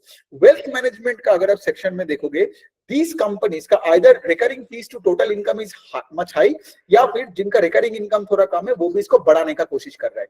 Got it? That's it. लेकिन सिर्फ वेल्थ मैनेजमेंट नहीं है, उनका नॉन, मतलब वेल्थ मैनेजमेंट का ही सब कैटेगरी है, वो है कि एसेट मैनेजमेंट। ये क्या है? Asset management business very similar to जो हमने किया HDFC, AMC and all that. तो वो लोग क्या कर रहे हैं, लोगों का एयूएम भी मैनेज कर रहे हैं, एग्जैक्टली वैसे पैसे बना रहे जैसे हमने एएमसी में डिस्कस किया, ठीक है। फिर इसके साथ ऑफ कोर्स उनका क्या होता है, इन्वेस्टमेंट बैंकिंग का डिवीजन होता है, राइट। मतलब से फॉर एग्जांपल किसी को आईपीओ रेस करनी हो तो आपको हेल्प कर देता है, फिर मर्जर एंड एक्विजिशन करनी होती है, कस्टोडियन सर्विसेज प्रोवाइड करती है, बहुत सारी चीजें करते हैं, ठीक है। तो ये सब भी है। तो एसेट मैनेजमेंट, वेल्थ मैनेजमेंट, और उसके बाद आपका कैपिटल मार्केट्स में ये सब चीजें है। तो कैपिटल मार्केट्स में आप देखोगे एक और फैक्टर है, वो है कि इंस्टीट्यूशनल ब्रोकिंग और रिटेल ब्रोकिंग, करेक्ट। अब ये बनता है उसका पूरा cyclical part. Understand this, got it. तो अगर स्टॉक मार्केट बहुत अच्छा किया, ठीक है, तो कैपिटल मार्केट्स वाला पार्ट बहुत अच्छा करेगा। मैं नुवामा का जब बात करूंगा तो यही बताऊंगा, नुवामा का कैपिटल मार्केट्स में बहुत बड़ा बूम आया, और इसीलिए आप देखोगे सिंस नुवामा का कैपिटल मार्केट्स का ग्रोथ, सेगमेंट का growth is, I think that grew 80% YOY। But you know why now, correct? Because we are in a tremendous bull market, correct? जबकि wealth management का division का Nuvama का growth is around 17%, 17-18%. Why? Because वहां पे आपका recurring income का growth है। अब of course advisory fee का growth आप कोई client को नहीं बोल सकते हो कि like you know मैंने आपको कल एक advice दिया, कल आपको 2 advice दूंगा तो डबल फीस कर दो, ऐसा होता नहीं है। advisory fees बढ़ता है inflation adjusted, और आप नया वॉल्यूम क्लाइंट जब लेके आओगे, ठीक है। तो ये समझ गया। अच्छा, वेल्थ मैनेजमेंट कंपनीज और बैंक का आरएम में डिफरेंस क्या है बताओ। बैंक के आरएम में पिछवाड़े में मार के बोलता है कि जाओ मुझे सेल्स लेके आओ, ठीक है, मुझे बिजनेस लेके आओ। लेकिन वेल्थ मैनेजमेंट कंपनीज का जो आरएम्स है या जो एडवाइजर्स है वो अमीरों को साथ काम करता है। तो अमीरों को जाके कुछ भी प्रोडक्ट नहीं बेच सकता है, और आपने देखा होगा जितना ज्यादा पैसा होगा उतना सोफिस्टिकेटेड भी इन्वेस्टेड होता है, ठीक है। सो जितना आप सोफिस्टिकेटेड इन्वेस्टर के साथ बात कर रहे हो, जितना आप ज्यादा पैसे वाले के साथ बात कर रहे हो, you need that hand holding वाला थिंग, ठीक है। You need that thing where you need to advice them, guide them, you know, and उसके लिए आपको खुद पढ़े लिखे होना पड़ेगा। अनपढ़ गवार होगा, मतलब आप खुद ट्रेडिंग कर रहे हो तो आप एक अमीर का पैसा कभी मैनेज नहीं कर पाओगे। इसलिए मैं बोलता हूँ ना, फंडामेंटली मार्केट को सीखो, समझो, क्योंकि आगे जाके आप खुद एक कंपनी खोल सकते हो। अमीर लोग आपसे भी अमीर लोग आपका बात तभी सुनेगा। लेकिन आप क्या जाके बोलोगे, मैंने एक हेड एंड शोल्डर पैटर्न देख के मैंने 2 स्टॉक खरीदा और 5 रुपए बनाया, क्या है, मतलब कभी बड़ा पैसा नहीं बना पाओगे लाइफ में, कोई अमीर बंदा आपको नहीं सुनेगा, करेक्ट। तो वही वाला इशू है यहाँ पे। तो बेसिकली क्या है हमारे इंडस्ट्री में, अब ऑफ कोर्स ये वेल्थ मैनेजमेंट कंपनीज का एक बड़ा खर्चे का हिस्सा यही है, एडुकेशन का खर्चा। बिकॉज मेजोरिटी लोग आज स्टॉक मार्केट में उनको कुछ आता ही नहीं है, ठीक है, सिर्फ चार्ट देखते रहते हैं, इधर उधर थोड़ा स्क्रीनर देखते रहते हैं, ऑल दैट। तो जो बैंक्स का आरएम है उनको क्या बोलता है, ये है इंश्योरेंस का प्रोडक्ट, तू साला नहीं बेचेगा 31 तारीख तक तो तेरे 1 तारीख को जॉब नहीं रहेगा। अब वो जाके किसी के मुंह में भी इंश्योरेंस ठूस देगा। The point I am actually trying to say is के like at the end of all this, wealth management में you need sophistication from an employee base as well, right? मतलब from an advisory base. So capital market boom helps in growth in the AUM and profitability of this business, correct? Because at the end of the day आपका अगर transaction fees हुआ या आपका advisory fees हुआ या आपका AUM का growth हुआ in AMC, ultimately अगर market नहीं बढ़ता है तो इन सारे में pressure आ जाएगा, got it? तो यही है business model का difference. Now I guess you can understand the difference between this and say for example the AMC companies, because AMC companies का asset management का division is a sub division in many wealth management companies. अब चलो हम लोग 3 wealth management companies के बारे में बात करते हैं। I guess मैं इसके बाद 2 दिन सिर्फ सोऊंगा। ओह कहाँ गया, रुक जाओ, चलो एक एक करके करते हैं। पहले 361 वैम का बात करते हैं, बिकॉज ये खोला मेरे सामने। तो ये of course wealth and asset management में है। अभी इनका बिजनेस मॉडल में थोड़ा सा डेप्थ में जाते हैं, ठीक है, जैसे हमने किया फाइनेंशियल्स का लेंडिंग साइड में भी। तो इनका क्या है, इनका वही कहना है, boom in equity market led to sharp growth in profitability, sharp growth in AUM. तो हमने बहुत पैसा बनाया। इनका अगर आप पूछोगे तो 360 वैम का sales Guru 60% YOY in FY24। ये काम करते हैं बहुत ही अमीरों के साथ, UHNI एंड HNI, ठीक है। मतलब अगर आप गरीब हो तो आपके साथ काम नहीं करेगा, ठीक है, सिंपल सी पॉइंट है। तो ये लोग क्या करते हैं, क्लाइंट फैमिलीज के साथ काम करते हैं। तो इनका ये जो लास्ट ईयर है इसमें इन्होंने कुछ अराउंड 400 क्लाइंट फैमिलीज ऐड किया, और इनका जो दूसरे साइड में ये लोग अपना आरएम्स को भी ऐड कर रहे हैं। अब अगर आप देखोगे इस बिजनेस में, तो यहाँ पे एक मेट्रिक आता है, वो ऑफ कोर्स वो आप देखोगे फिनेंशियल्स में भी हमने डिस्कस किया था, लेंडिंग साइड में कॉस्ट टू इनकम। तो यहाँ पे इनका कॉस्ट टू इनकम 49% है। अब लोग पूछते हैं कि हायर कॉस्ट टू इनकम क्यों है एंड ऑल दैट, बट इनका कहना है कि हमारे यहाँ पे फोकस 3 जगह में, एक तो हम लोग और अल्ट्रा हाई नेटवर्क क्लाइंट्स पे जब पेनिट्रेशन कर रहे थे उनको एक्वायर करने में ज्यादा कॉस्ट लगता है। दूसरा है कि क्या कर रहे हैं, हमको ग्लोबल इन्वेस्टर्स को भी इंडिया में लाना है, ठीक है। ग्लोबल इन्वेस्ट, जैसे निपॉन भी बाय द वे ये कर रहे हैं, निपॉन का भी कुछ एआईएफ वगैरह फंड्स है, जिसमें निपॉन का तो पेरेंट वो जापानीज वाला कंपनी है ना निपॉन, तो वो क्या कर रहे हैं, जापानीज पैसे को इंडिया में ला रहा है। तो उस तरीके से सोचो, तो यहाँ पे ये लोग क्या कर रहे हैं, लेट्स से फॉर एग्जांपल अगर आप एक प्लेटफॉर्म बना रहे हो फॉर अ ग्लोबल, मतलब क्योंकि देखिए आज पूरे दुनिया का नजर इंडिया में टिका हुआ है। इंडिया का स्टॉक मार्केट बाकी से आउट परफॉर्म किया, इंडिया का जीडीपी ग्रोथ 7.5-8%, 9% है, जबकि यूएस में 2-3% है। इन्फ्लेशन चल रहा है, कहीं पे वॉर चल रहा है। India is probably actually is in a bright spot. कोई भी अगर आप कॉन कॉल खुलोगे या कोई भी खुलोगे तो सबसे पहले मैनेजमेंट यही बोलता है, India is in a bright spot, India is in a bright, मतलब ग्लोबल खराब हम अच्छा, ग्लोबल खराब हम अच्छा। कोई भी कॉन कॉल खोलो तो यही पढ़ोगे पहले 2 पैराग्राफ में, तो इसलिए मैं 2 पैराग्राफ छोड़ के पढ़ता हूँ। सो एनी विच वे, तो बेसिकली इनका क्या कहना है कि लाइक इनका जो एचएनआई क्लाइंट्स है, इनके पास बहुत पैसा है, तो ये कोशिश करते हैं कि इनका जो भी प्रोडक्ट्स है, इनका खुद का प्रोडक्ट्स या डिस्ट्रीब्यूशन प्रोडक्ट्स है, ये कोशिश करता है कि लाइक 13-15% का इनका रिटर्न जनरेट कर दे। ज्यादा नहीं रिटर्न जनरेट करना है भाई, बिकॉज इनको भी पता है कि इतना जो पैसा वाला है उसको नहीं जाना है पेनी स्टॉक्स में, है ना, उसको बड़े स्टॉक्स में रहना है, उसको फिर टैक्स, बिकॉज अगर आपका 100 करोड़ है ना, फिर आपका टैक्स का हेडेक लो। यहाँ मैं देखता हूँ रिटेल इन्वेस्टर 5 लाख का भी पोर्टफोलियो नहीं है, 5 सवाल पूछ ले, अरे मेरा टैक्स का क्या होगा। अभी पहले पैसा बना, पहले 5-10 करोड़ बना, फिर टैक्स का टेंशन ले लाइफ में। मैं सबको यही बताता हूँ, 2-5 करोड़ नहीं बनाओगे तो क्या टैक्स का टेंशन लो। अमीरों को टैक्स का टेंशन होता है, गरीबों को टैक्स का टेंशन नहीं होना चाहिए। गरीबों को सिर्फ ग्रोथ का टेंशन होनी चाहिए, ठीक है। और उसमें से सरकार को आपको 10 रुपए एक्स्ट्रा देना भी है तो भाई दे दे, लेकिन यहाँ पे ऐसे सोचो कि आप ग्रोथ के पीछे भागो, करियर हो, स्टॉक मार्केट हो, अपने आउटलुक हो, कहीं भी हो। तो ये हो गया बात। एंड ऑफ कोर्स इनके साथ ऑफ कोर्स इनका जो एआईएफ फंड जो मैंने बोला, राइट, ये अल्टरनेटिव इन्वेस्टमेंट फंड जो होता है, जहां पे ये लोग बहुत स्टार्टअप्स में इन्वेस्ट करते हैं। फिर अब देखोगे unlisted company, real estate and of course equity market तो है, both in the grey market as well as हमारे जो बीएसई एनएसई में जो लिस्टेड है। तो यही है, इनका ग्रोथ का गाइडेंस भी 20-25% से है। ये मैं 361 वैम का बात कर रहा हूँ, सब कुछ ठीक है। और ये बोलता है कि 20-25% से अगले 3-4 साल तो ग्रो ही कर लेगा, स्कोप तो बहुत है। तो यहाँ पे क्लाइंट एडिशन का बात नहीं है, बट यहाँ पे वही है कि आगे जाके अगर मार्केट रेट से बहुत ही तगड़े रेट से अंडर परफॉर्म किया तो शायद 1-2 साल का प्रॉब्लम होता है। But if you look at India, जितना बड़ा स्कोप है वेल्थ मैनेजमेंट में, they are barely scratching the surface, is what exactly the management said.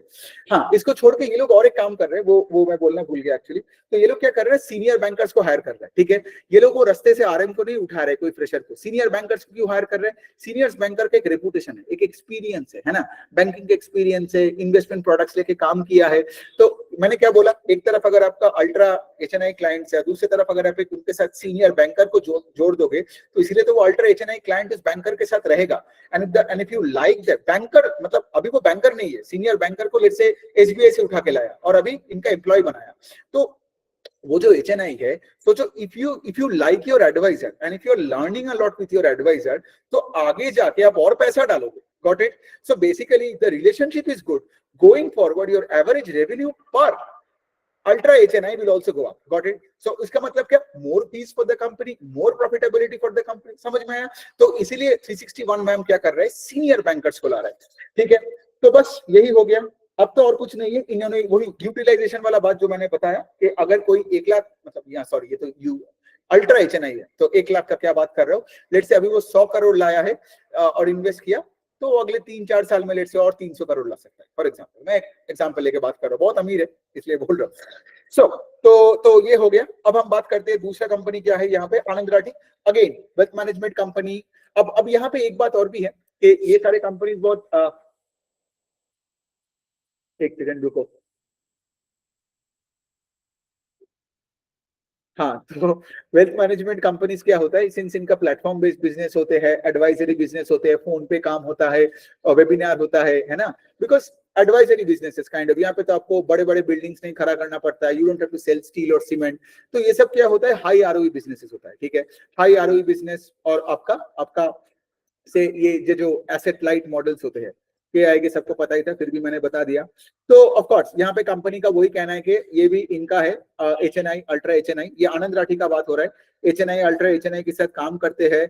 और ऑफ कोर्स ये जो इक्विटी म्यूचुअल फंड्स में जो इतना ग्रोथ आए हैं इंडस्ट्री में, तो इनका भी इक्विटी म्यूचुअल फंड्स जो है वो 80-85% से बड़ा है, HNI क्लाइंट्स को ऐड कर रहे हैं।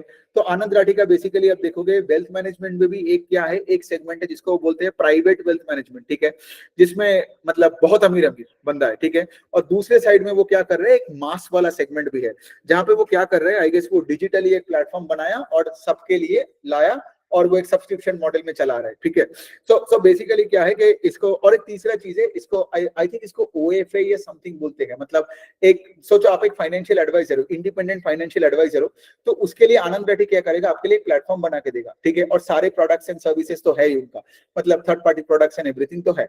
तो if you want to let's say grow your business individually, तब भी आप आनंद राठी के प्लेटफॉर्म में जाके कर सकते हो। और आनंद राठी क्या करेगा, आपसे एक फी चार्ज करेगा, एक सब्सक्रिप्शन फी चार्ज करेगा, irrespective of the AUM that you manage, ठीक है। तो मतलब यहाँ पे ये लोग क्या कोशिश कर रहे हैं, यहाँ पे ये रिटेल इन्वेस्टर्स के लिए मास प्लेटफॉर्म बनाया, बाहर के एडवाइजर्स के लिए भी एक प्लेटफॉर्म बना के रखा है, और ऑफ कोर्स इनका अल्ट्रा HNI के लिए तो स्पेशल ट्रीटमेंट है।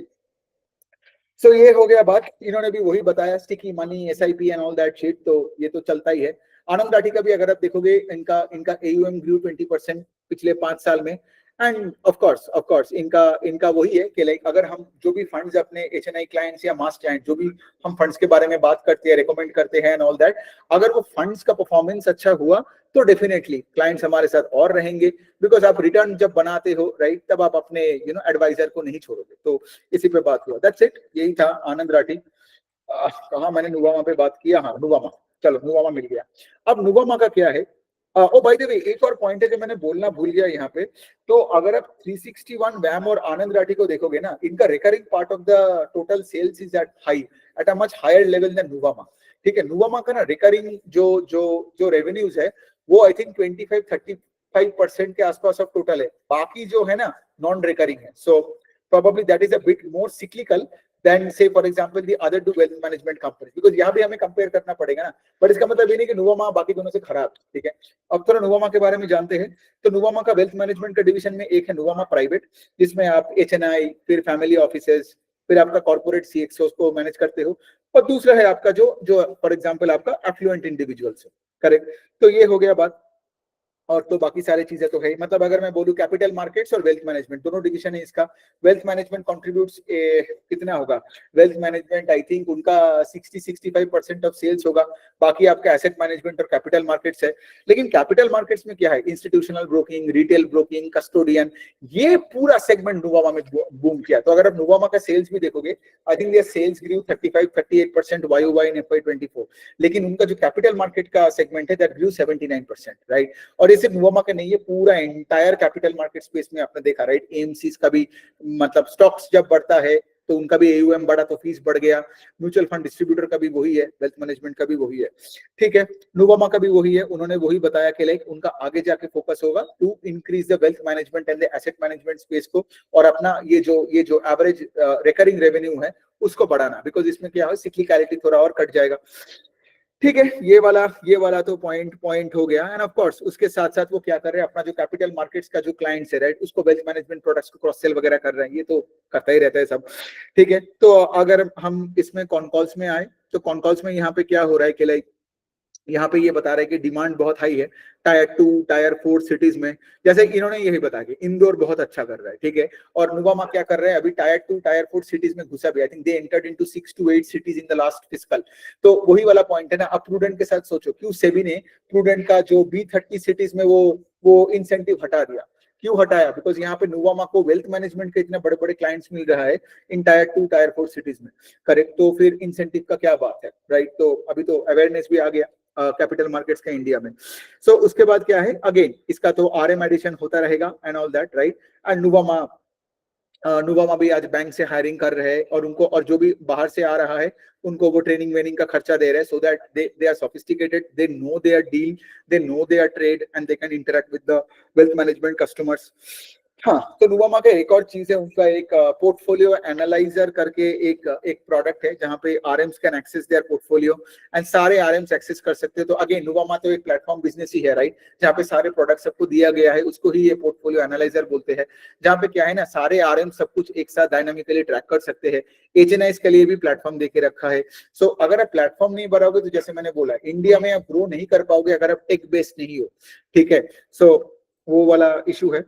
अब उसके साथ उनका जो एसेट मैनेजमेंट का डिवीजन है वो नया नया चालू हुआ है, बट उसमें भी फ्रेश कैपिटल ढंग का आ रहा है। इसमें ज्यादा कुछ बोलने का है नहीं। एंड बस दैट्स इट। मतलब इनका जो, बिकॉज अगर आप जितना भी पीएमएस का सोचो ना, अगर आप पीएमएस अगर कोई एआईएफ चला रहे हो, ठीक है, तो अगर आप किसी दूसरे का भी डिस्ट्रीब्यूशन कर रहे हो तो इसका रिकरिंग रेवेन्यू आपका बढ़ेगा। तो दैट्स इट। यहाँ भी वही वही वाला सेम कहानी, इक्विटी मार्केट्स बूम किया, हमने बहुत अच्छा किया, लेकिन वही है, गाइडेंस के बारे में पूछा तो वही नुवामा का वही गाइडेंस है कि हम लोग वो, अगर आप देखोगे कि लाइक अगर मार्केट, मतलब यहाँ पे नुवामा ने वही बोला कि अगर मार्केट 10-12% से भी लेट से निफ्टी बढ़ता है CAGR in the next, let say अगर निफ्टी डबल भी होता है अगले 5-6 साल में, तो 10-12% का सीएजीआर हो गया। और उसके साथ अगर हमें 10% करके नया, मतलब वो एचएनआई क्लाइंट्स को लाए, फिर ये प्लेटफॉर्म में रिटेल क्लाइंट्स को भी और ज्यादा लाए, तो 10+10 20% का हमारा सेल्स ग्रोथ हो सकता है सीएजीआर, मतलब 4 साल में सेल्स डबल हो सकता है। तो यही हो गया। बताओ, वेल्थ मैनेजमेंट समझ में आया कि नहीं, बोलो। समझ में आया? सेम लॉजिक है, थोड़ा सा अलग है, इधर उधर का बात है, ठीक है। तो अभी हमने क्या क्या सीखा? हमने सीखा एएमसी कैसे पैसे बनाते हैं, वेल्थ मैनेजमेंट कैसे पैसे बनाते हैं, और म्यूचुअल फंड डिस्ट्रीब्यूटर कैसे पैसे बनाते हैं, ठीक है। तो ये हो गया वो वाला पार्ट जहां पे हम पैसे देते हैं किसी को। अब हम उस पार्ट में बात करेंगे जो कि पूरा शेयर बाजार का राजा है। अब राजा कौन होता है? जिसके प्लेटफॉर्म में स्टॉक्स का ट्रेडिंग होता है, मतलब बीएसई एनएसई उनका। मैं बीएसई का बात करूंगा बिकॉज एनएसई तो लिस्टिंग नहीं है और मुझे एनएसई के बारे में पता भी नहीं है कि हो क्या रहा है अभी। सो एनी विच में मैं बीएसई का ही बात करूंगा, तब आपको आइडिया हो जाएगा। दूसरा चीज ये है कि मैं डिपॉजिटरी का बात करूंगा और आरटीए का बात करूंगा। डिपॉजिटरी वो होता है जो आपका स्टॉक्स का रखवाला होता है, ठीक है। मतलब यहाँ पे लॉजिकली एक बात आप सोचो, एक काम करता हूँ मैं, दिखता हूँ कि अगला कौन है। डिपॉजिटरी है, सीडीएसएल है, कैम्स है, ओ भाई ब्रोकरेज भी है, चलो चलो एक एक करके करते हैं फिर। एक्चुअली इसके लिए पीपीटी चाहिए नहीं होता है, बट ठीक है, चलो आपके सामने रहेगा तो क्लैरिटी थोड़ा ज्यादा मिल सकता है। तो एक काम करते हैं, पहले डिपॉजिटरी और इसका जो है ना ये एक्सचेंज, ठीक है। तो पहले एक्सचेंज पढ़ते हैं फिर डिपॉजिटरी समझते हैं, दोनों को समझ में आ जाएगा। तो एक्सचेंज क्या है? बॉम्बे स्टॉक एक्सचेंज, दुनिया का सबसे पुराना एक्सचेंज या एशिया का सबसे पुराना एक्सचेंज जो भी है। तो वहां पे 5,500-6,000 स्टॉक्स वहां पे ट्रेड होता है, राइट। तो अभी सोचो, जितना स्टॉक में ट्रेडिंग होगा तो एक्सचेंज में ही तो वो स्टॉक्स का ट्रेडिंग हो रहा है, तो एक्सचेंज और कमाएगा। तो trading volume growth is a big factor in profitability growth for exchanges. Simple हो गया। दूसरा चीज क्या है? एक्सचेंज का प्लेटफॉर्म है और वहां पे वो हेल्प करता है इन्वेस्टर्स को ट्रेड करवाने, securities, commodities and of course corporate को पैसा रेस करवाने। मतलब क्या है? अगर किसी को आईपीओ रेस करना होता है तो वो एक्सचेंज पे लिस्ट होता है ना, मतलब कंपनी अपना शेयर छोड़ता है, उसको पैसा मिलता है और उसका स्टॉक लिस्ट होता है। Thank you. फिर उसके बाद क्या होता है? फिर उसके बाद वो स्टॉक का ट्रेडिंग होने लगता है, फिर आप जुआ खेलने आ जाते हो फिर बेसिकली क्या है? तो ये है एक्सचेंज का काम, बॉम्बे स्टॉक एक्सचेंज का। सो मेजर रेवेन्यू स्ट्रीम क्या है? Transaction fees. अब ट्रांजैक्शन फीस का ग्रोथ कब आएगा? जितना वॉल्यूम्स में ट्रेड करोगे, जितना आपका डेली टर्नओवर बढ़ेगा। और पिछले 2-3 साल में इतना लोगों ने एफएनओ किया है ना, सो एफएनओ टर्नओवर इतना मैसिवली ग्रो किया, तो इसीलिए बीएसई 75% से ग्रो किया। दूसरा है कि एनुअल मेंटेनेंस फी। एक्सचेंज में लेट से आज अगर रिलायंस का स्टॉक पूरे साल है तो रिलायंस को आज बीएसई को पैसा देना पड़ेगा ना, बिकॉज रिलायंस तो एक्सचेंज में ही ट्रेडेड हो रहा है ना।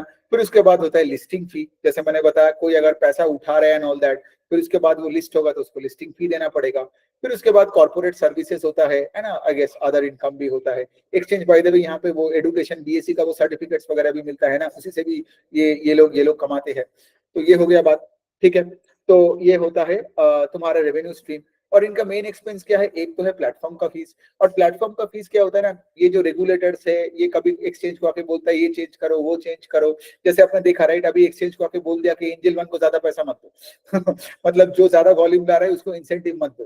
तो फिर ये तो चलो अलग बात हो गया, प्लेटफॉर्म रिलेटेड नहीं है, बट क्या होता है कभी कभार ये जो आता है ना, जैसे अभी जो चल रहा है ना, पहले हमारा T+2 का सेटलमेंट हुआ करता था, मतलब सेटलमेंट जिसको नहीं पता है, मतलब लेट से अगर आपने एक स्टॉक बेचा और आपको लेट से गोवा जाना है, तो पैसा आता था 2 दिन बाद, ठीक है।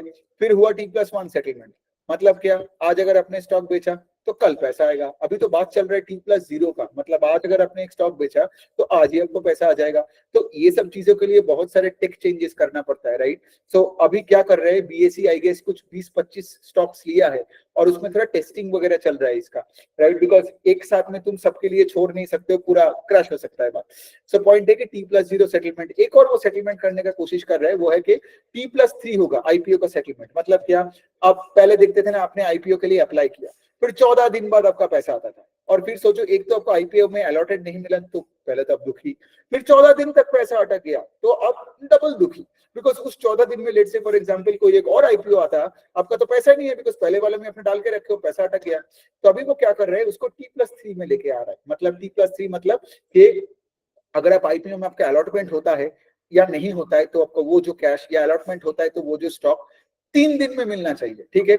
और ऑफ कोर्स कंपनी को वो पैसा 3 दिन में मिल जाएगा, करेक्ट। पहले ये बहुत 2-3 हफ्ते लगता था एंड ऑल दैट। तो ये सब चीजों में क्या है ना, एक्सचेंज को डायरेक्टली रेगुलेटर के साथ काम करना पड़ता है, सेबी के साथ डायरेक्टली काम करना पड़ रहा है, सोचना पड़ता है, तो इसके लिए बहुत सारे प्लेटफॉर्म फीस बढ़ जाता है इनका। दूसरा ऑफ कोर्स रेगुलेटरी एक्सपेंस, ये भी है ना, ये भी खर्चा। रेगुलेटर ने कल बोल दिया ये तुम नहीं कर पाओगे, बस हो गया, फिर तुम्हारा पूरा एक टेक्नोलॉजी आउटडेटेड हो गया, फिर तुमने नया उसमें खर्चा चालू किया, ये चालू किया, तो ये सब रिस्क है। रिस्क मतलब ये तो चलता ही रहता है, ठीक है, क्योंकि रेगुलेटर अल्टीमेटली देख रहे हैं कि एक रिटेल शेयर होल्डर को धोखा ना हो, राइट। अब धोखा ना हो के जगह BSE को धोखा ना हो जाए, तो ये तो चलता ही रहता है, वे ऑफ लाइफ है। And of course employ cost एक और खर्चा है बिजनेस का, बट ज्यादा नहीं। तो ये बन गया है। तो अभी हम थोड़ा BSE लिमिटेड का अगर बताए, आगे मैंने बता भी दिया BSE में क्या क्या हो रहा है, ज्यादा कुछ तो नहीं है। BSE का जैसे 74% का सेल्स ग्रोथ है, क्योंकि मुझे सिर्फ आपको ये दिखाना है कि लाइक ब्रेकअप देखो, BSE का 50-55% सेल्स सिक्योरिटी सर्विसेज से आता है, और वो भी आया है ग्रोथ इन इक्विटी डेरिवेटिव में, मतलब क्या, एफएनओ में आया है। तो एफएनओ का ये जो पगला ग्रोथ आया है, उसके वजह से 74% का ग्रोथ आया, नहीं तो BSE कहां से 74 करता है, ठीक है। तो 50-55% सेल्स यहां से आता है। BSE का 25% सेल्स कहां से आता है, कॉर्पोरेट सर्विसेज, यही IPO, फिर लिस्टिंग फीस, फिर अगर कोई डीलिस्ट भी हो रहा है उसके लिए भी फीस देता है तो ठीक है, that is 26% of the sales. और बाकी का जो सेल है वो BSE का इन्वेस्टमेंट इनकम है, मतलब BSE का जो इतना ट्रेडिंग वॉल्यूम के लिए जो इतना फीस मिलता रहता है, जो सिक्योरिटी सर्विसेज का, अब इतना पैसा लेके क्या करे BSE, तो जाके मतलब NSE का तो शेयर नहीं खरीद सकता है ना, तो BSE क्या करता है, वो फिक्स डिपॉजिट में पैसा डालता है, तो वहां से भी आपको एक इंटरेस्ट इनकम मिलता है। तो ऐसे देखो, तो ये हो गया बात। और तो BSE में ज्यादा कुछ नहीं है। I also spoke about the fact के लाइक BSE में जैसे ये जो T+3 T+0+1 सेटलमेंट, अब आपको ये वाला पॉइंट भी समझ में आ गया, सेटलमेंट का मतलब क्या है एंड ऑल, ठीक है, सिंपल ही है। दूसरे एक एक्सचेंज का बात करते हैं, उसका नाम है MCX, ठीक है। तो MCX क्या है, MCX एक कमोडिटी का एक्सचेंज है, ठीक है। मतलब यहाँ पे सिर्फ कमोडिटी ट्रेडिंग होता है, futures and options on commodities. मतलब क्या है इसका, अब एक एग्जांपल लेके बात करते हैं, ठीक है। एक एग्जांपल, उसमें ना मुझे ये इसको मैं बंद करके बात करता हूँ, तो आपको ज्यादा क्लैरिटी आएगा। रुको, ध्यान से मेरे तरफ देखो, कमोडिटी ट्रेडिंग कैसे होता है। आप एक टोमेटो फार्मर, ठीक है, आप टोमेटो उगाते हो, ठीक है, क्योंकि बहुत लोगों को फ्यूचर्स एंड ऑप्शंस में कंफ्यूजन होता है, तो इसलिए मैं क्लियर करना चाहता हूँ इसमें कैसे ये ऑप्शन और फ्यूचर का कॉन्ट्रैक्ट बनता है। आप एक टोमेटो फार्मर हो, ठीक है, आपको पता है आपका टोमेटो उगने में और उसके बाद बेचने में आपको 6 महीने लग जाएगा, ठीक है। लेकिन आपका टेंशन क्या है बताओ, कि 6 महीने बाद जब मैं बेचूंगा, तो अगर मार्केट में टोमेटो का भाव घट गया तो, बिकॉज कमोडिटी है ना ये सब, टोमेटो, व्हीट, ऑयल, ये सब तो कमोडिटी है। लेकिन अगर भाव गिर गया तो क्या होगा, तो आपको रात का नींद हराम हो जाएगा, ठीक है। दूसरी साइड मैं बनाता हूं केचप, और मेरा केचप का जो प्लांट है उसका टोमेटो आप सप्लाई करते हो, और वो मैं आपसे 6 महीने बाद लूंगा। अब 6 महीने बाद जब मैं आपसे केचप लूंगा, मेरा टेंशन कहाँ है, ये साला टोमेटो का भाव ना बढ़ जाए तो आपका टेंशन है भाव ना गिर जाए, मेरा टेंशन है भाव ना बढ़ जाए, बिकॉज मेरा भाव बढ़ गया तो मेरा मार्जिन घटेगा, और आपका भाव गिरा तो आपका मार्जिन घटेगा, है ना। तो दोनों का opposite interest on that same commodity, वो है टोमेटो। नाउ टोमेटो को आप रिप्लेस कर दो विंड, ऑयल, और क्या है बताओ, और भी एनर्जी का जो जो भी चीजें हैं, सब कमोडिटी का ऐसा ही चलता है, ठीक है। Power is also big big example. So now 6 महीने बाद क्या होगा, उसके लिए हम लोग आज एक कॉन्ट्रैक्ट साइन कर सकते हैं कि उस दिन टोमेटो का भाव कुछ भी हो, कुछ भी हो, ठीक है, हम आज एक कॉन्ट्रैक्ट साइन करते हैं कि 6 महीने बाद तुम मुझे 100 रुपए पर केजी में ही टोमेटो दो, समझा। तो इससे क्या हुआ, आप भी शांति से सो पाओगे, मैं भी शांति से सो पाऊंगा। अब ये जो कैलकुलेशन है ना, ये present value of future cash flows and interest rate और ये सब से आता है। अगर आपने सीएफए किए हो तो आपको ये सब पता चलेगा, लेकिन ये सब नहीं जानना है, सब डेरिवेटिव का ये सब डिटेल में नहीं घुसना है। जस्ट पैसा बनाने के लिए जितना जानना है वही जानो, मैं वो बता रहा हूँ, मार्केट में पैसा बनाने की, दैट्स इट, डिग्री नहीं लेना है। नाउ आप लॉजिकली सोचो, लॉजिकली सोचो, तो what is this, this is a contract, correct. तो एमसीएक्स में, multi commodity exchange of India में आप देखोगे ऑप्शन कॉन्ट्रैक्ट और फ्यूचर कॉन्ट्रैक्ट का बात करता है। Now you understand what a contract is. What is a future contract, what I just explained you is an example of a future contract, ठीक है, कि लेना ही है, but what if I give you an option, ठीक है। अब बताओ वो ऑप्शन का मतलब क्या है, ध्यान से सुनो। फ्यूचर कॉन्ट्रैक्ट का मतलब वो एग्जीक्यूट होना ही है, नहीं तो साला मैं आपको गोली मार दूंगा, वैसा करके सोचो। मतलब उस दिन टोमेटो का भाव कुछ भी हो जाए, ठीक है, मतलब 100 के ऊपर भी हो भाव करंट मार्केट वैल्यू, या 100 के नीचे ही करंट मार्केट वैल्यू हो, टोमेटो आप, मैं आपको 100 रुपए दूंगा, आप मुझे 1 केजी टोमेटो दोगे, बात खत्म। दैट्स अ फ्यूचर कॉन्ट्रैक्ट, वो एग्जीक्यूटेड होगा ही। ऑप्शन कॉन्ट्रैक्ट में नाम में ही मतलब समझाया है, you have the option to exercise और नॉट। आप देखोगे ईसॉप्स जनरली ऑप्शन होते हैं।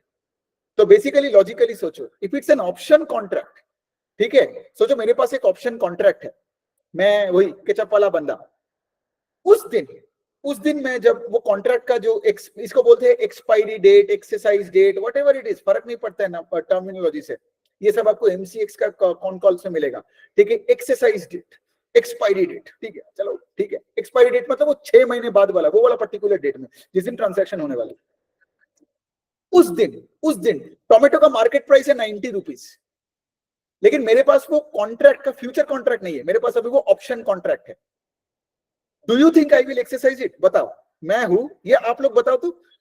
मार्केट में उस दिन मुझे 90 रुपीज में टोमेटो मिल जाएगा 1 केजी, और मैंने उस बंदे के साथ 100 रुपए में कॉन्ट्रैक्ट बना के रखा है। Do you think I will exercise the option और नॉट? कि कोई एक आंसर दो तो यहाँ पे।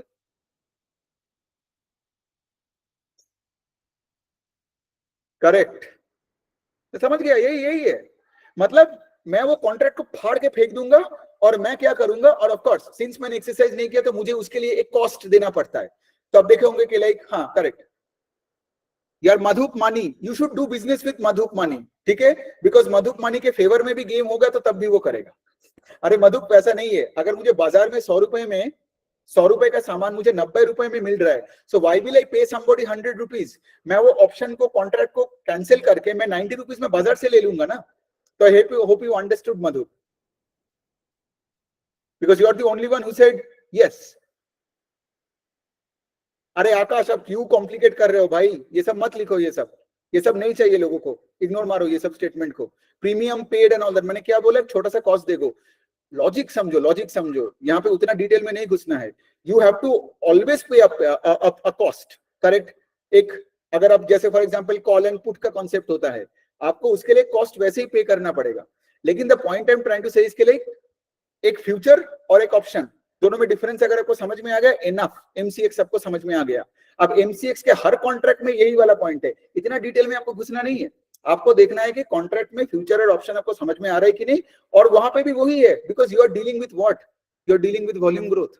तो हमारे देश में जितना कमोडिटीज का ट्रेडिंग होगा, वो कमोडिटी कुछ भी हो जाए, जितना वॉल्यूम ग्रोथ होगा, सबसे ज्यादा कौन कमाएगा? उसके एक्सचेंज कमाएगा।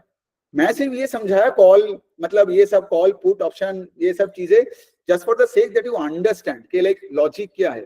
इसके ऊपर वॉल्यूम ग्रोथ देखो एमसीएक्स का, दैट्स इट। और एमसीएक्स का मैं एक और बात बोल सकता हूँ, एमसीएक्स का एक और बात ये है कि वो क्या कर रहे हैं ना, अपना पूरा एक नया प्लेटफॉर्म बनाया, वो टीसीएस के साथ मिलके एक प्लेटफॉर्म बनाया, जिसके साथ क्या होगा ना, अभी वो और ज्यादा वॉल्यूम्स ले सकता है। तो पिछले 1-2 साल में आप देखे होंगे कि एमसीएक्स ने कुछ कुछ लॉसेस खाया है, बिकॉज इन्होंने टेक में बहुत इन्वेस्टमेंट किया है, ठीक है। लेकिन अभी उसका मोटा मोटी इन्वेस्टमेंट हो गया है, एंड ऑफ कोर्स कंपनी का तो ग्रोथ है, because if you look at FY24 over 23 sales growth I think उनका 40% के आसपास है।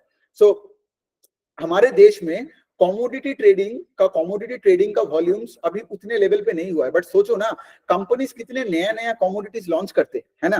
तो जो भी आपका करना है, and if you get a set of buyers and a set of sellers, right, who can set a future, मतलब एक फ्यूचर डेट में you can set up a contract, आप ये सब कुछ करोगे through only one exchange. And by the way, MCX का market share is around 99% के आसपास है, 96 से 99 के पास। तो नाउ यू अंडरस्टैंड, राइट, इसका कोई कंपटीशन है ही नहीं। तो इंडिया में जितने ज्यादा कमोडिटीज का होगा, वो गोल्ड हो गया, विंड हो गया, ऑयल हो गया, ठीक है, उन सब का ट्रेडिंग होगा एक ही प्लेटफॉर्म में। सो जैसे BSE और NSE है जहां पे स्टॉक्स है, तो वैसे ही MCX एक ही जगह है जहां पे कमोडिटी ट्रेडिंग होता है। बाकी कुछ एक्सचेंजेस इधर उधर में कमोडिटी ट्रेडिंग करता है, लेकिन अगर आपका 96-99% है तो क्या फर्क पड़ता है। हाँ, वो NCDEX, but who cares about NCDEX, वो छोड़ो। Okay, so the point is ये हो गया। अच्छा, अभी हम एक काम करते हैं, अभी हम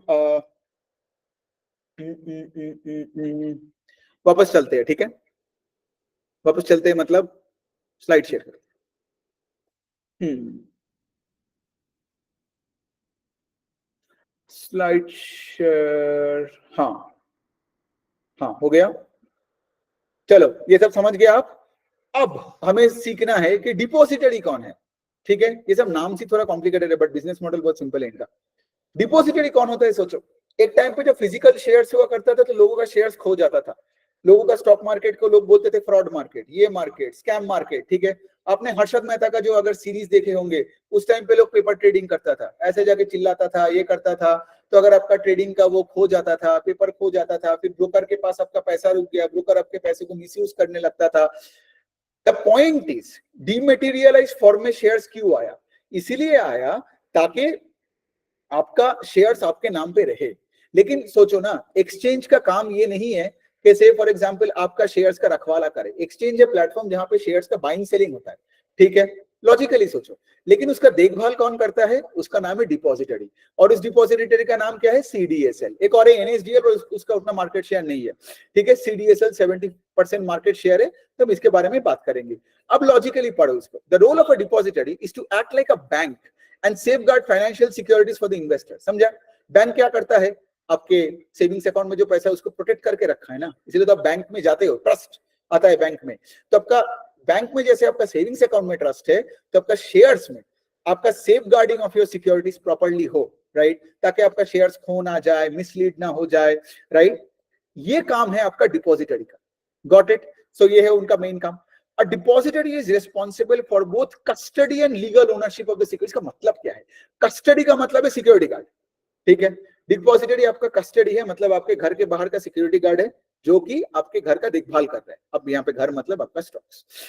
लीगल ओनरशिप का मतलब क्या है? आप जो लेट से आपने अगर एक आज ITC का एक शेयर खरीदा और मैंने लेट से उस टाइम पे वो शेयर को खरीदा, हम लोग बनते हैं उस शेयर का ना beneficiary owner, but the real owner of stocks वो ITC का शेयर एक्चुअली डिपॉजिटरी है, ठीक है। उसमें लेट से आपका नाम मिटा के मेरा नाम आ गया, और उसमें जो भी अकाउंटिंग का काम होता है ना वो डिपॉजिटरी करता है, and that's why they get paid by the other market intermediaries.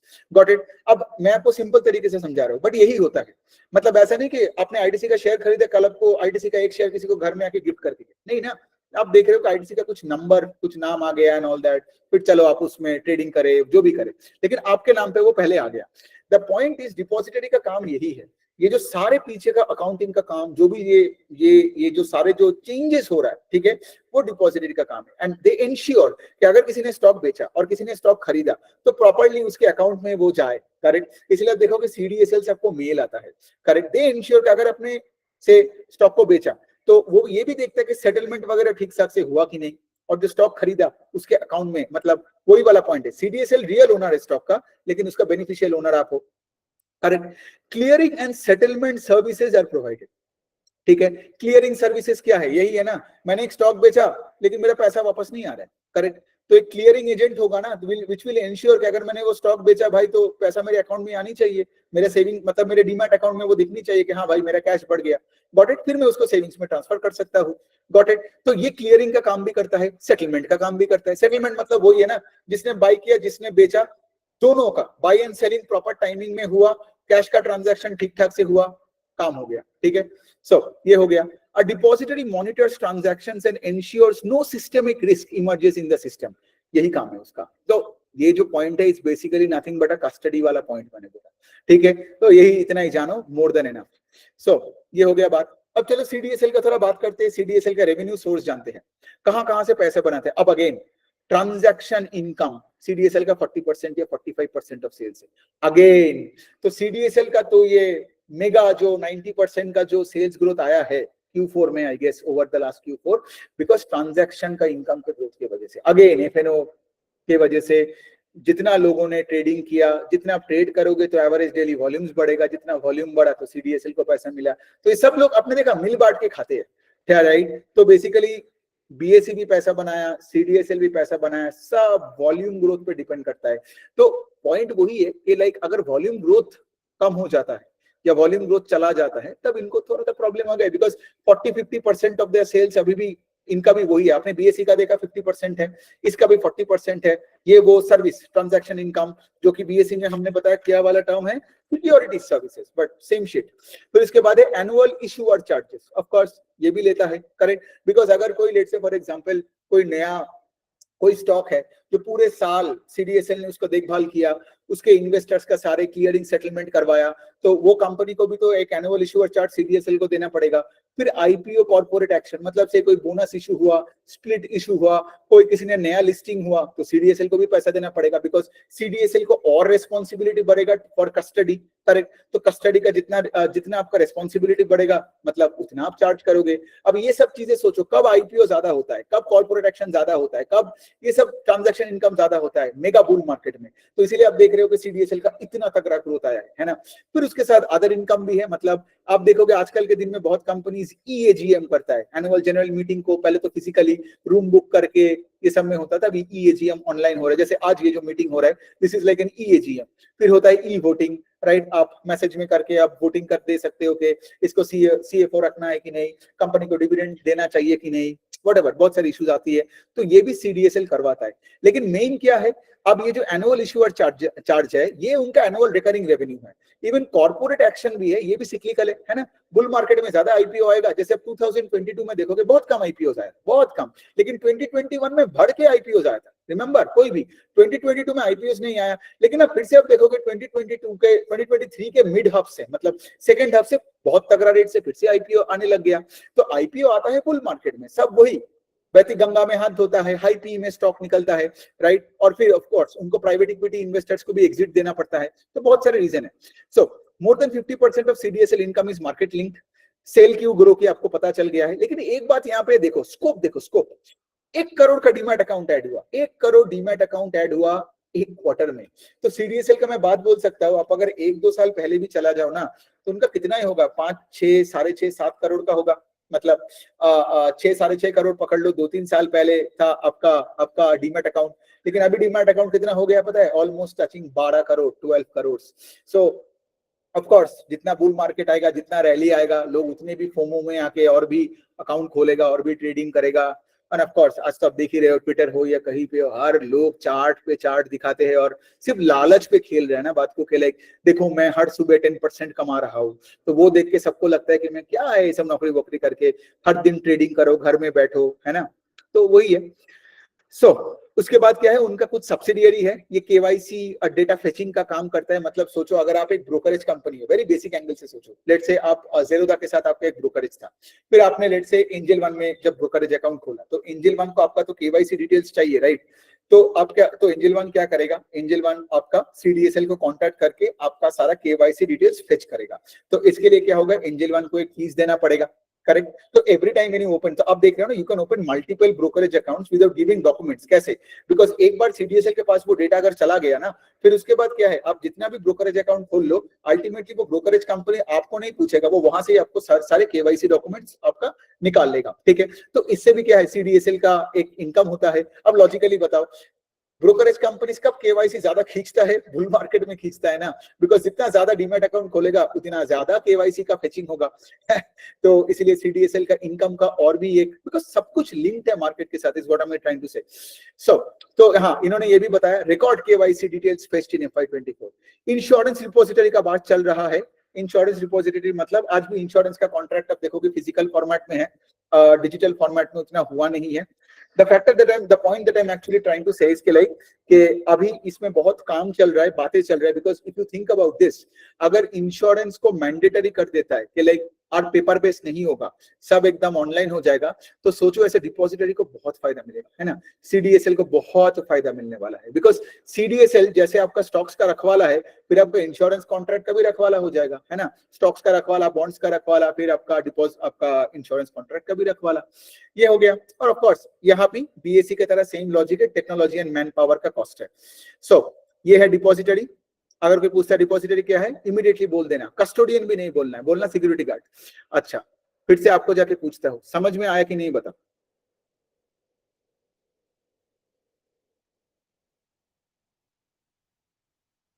चलो बढ़िया, यही जानना है और कुछ नहीं करना है, ठीक है। आपने एक चीज तो ऑब्जर्व किया, राइट, आपको उतना डिटेल में घुसना भी नहीं है, आप सिर्फ यही देखो कि आगे जाके वॉल्यूम ग्रोथ का क्या हो रहा है। बिकॉज अगर मार्केट नहीं चला तो इनका रेवेन्यू ग्रोथ का पेस घटेगा, स्टॉक चलना बंद कर देगा। So at the end of the day, अगर आपको मार्केट में पैसा बनाना है तो बिग पिक्चर समझो, मतलब हर बाल का खाल नहीं उखाड़ना है। यहाँ पे पढ़ाई लिखाई करने नहीं आए हो, सिर्फ पैसा बनाने आए हो, प्लीज अंडरस्टैंड दिस। सो ये हो गया बात। And now you understand, right, सब एएमसी कंपनीज, वो निपॉन हो, सीडीएसएल हो, कैम्स हो, सब क्यों पैसा बना रहे हैं? बिकॉज पूरा मार्केट ऊपर गया ना, सबका यूएम बढ़ा, सबका ट्रांजैक्शन फीस बढ़ा, सबका पैट का बहुत बड़ा। और सिंस बहुत लोगों का यहाँ पे क्या हुआ है, इन लोगों का प्लेटफॉर्म बिजनेस है ना, तो इंक्रीमेंटल जो इनका जो वॉल्यूम ग्रोथ हुआ वो डायरेक्ट पैट में चला गया, बिकॉज इनका फिक्स कॉस्ट है ज्यादा, fix cost to total cost is a higher part, because ये लोग सब प्लेटफॉर्म बिजनेस है। तो इनमें बहुत सारे कंपनीज को ऑपरेटिंग लेवरेज भी मिल गया। मतलब अगर आपका सेल्स का ग्रोथ से अगर आपका प्रॉफिट का ग्रोथ ज्यादा है, then you can say the company has better control on fixed cost, right? If a company doesn't have good control on fixed cost, when two conditions, a, when they're growing at a very fast pace, तो no control on cost। जैसे आपने ये कितने banks में देखा, right, जो scale up कर रहे हैं, एनबीएफसी में स्केल अप कर रहे हैं, तो कंट्रोल नहीं है। That's a good thing to not have a control. लेकिन से आप एक बड़ा कंपनी हो and you're losing market share and you still have no control over your cost, then you are absolute shit. So किसी का अगर कोई सवाल नहीं है, ठीक है, चलो। और कुछ सवाल जो है यहाँ पे मैं ले लूंगा, लास्ट में लूंगा एकदम, ठीक है। अभी टेंशन मत लो, अभी almost we are almost at the end, 5:10 हो गया है। I am not rushing it because I know we are at the end. Rush करके क्या फायदा, इतनी देर तक मुझे झेलो हो, और 10 मिनट झेल ही लो। ओके, सो हम लोग अभी वापस चलते हैं। ये क्या है, बंद कर इसको। हाँ हाँ, सो अभी हम क्या बात करते हैं, अभी हम बात करते हैं कैम्स का, ठीक है। अब कैम्स क्या है, कैम्स का नाम है आरटीए। अब आप बोलोगे अरे भाई आरटीए कितना डिफिकल्ट टर्म है। रजिस्टर्ड एंड ट्रांसफर एजेंसी, ये जो आपने नाम सुना अभी भूल जाओ, ठीक है। ये सब नाम याद नहीं रखना है, सब फालतू है, ये सब जो एकेडमिक्स में है उसको रट्टा मारने दो। कैम्स क्या है मैं सिंपल से बताता हूँ।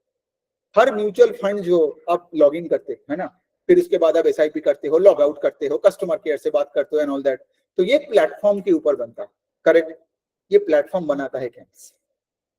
आप मुझे समझ नहीं आया कि किस हरामजादा ने इसका नाम दिया रजिस्टर एंड ट्रांसफर एजेंसी, मतलब उसको क्या मिला ये नाम देके, मुझे समझ नहीं आया, ठीक है। नहीं करना है म्यूचुअल फंड, तो ये वाला जो पॉइंट लिखा मैंने, largest service provider of digital infrastructure to mutual fund companies, CAMS, ठीक है।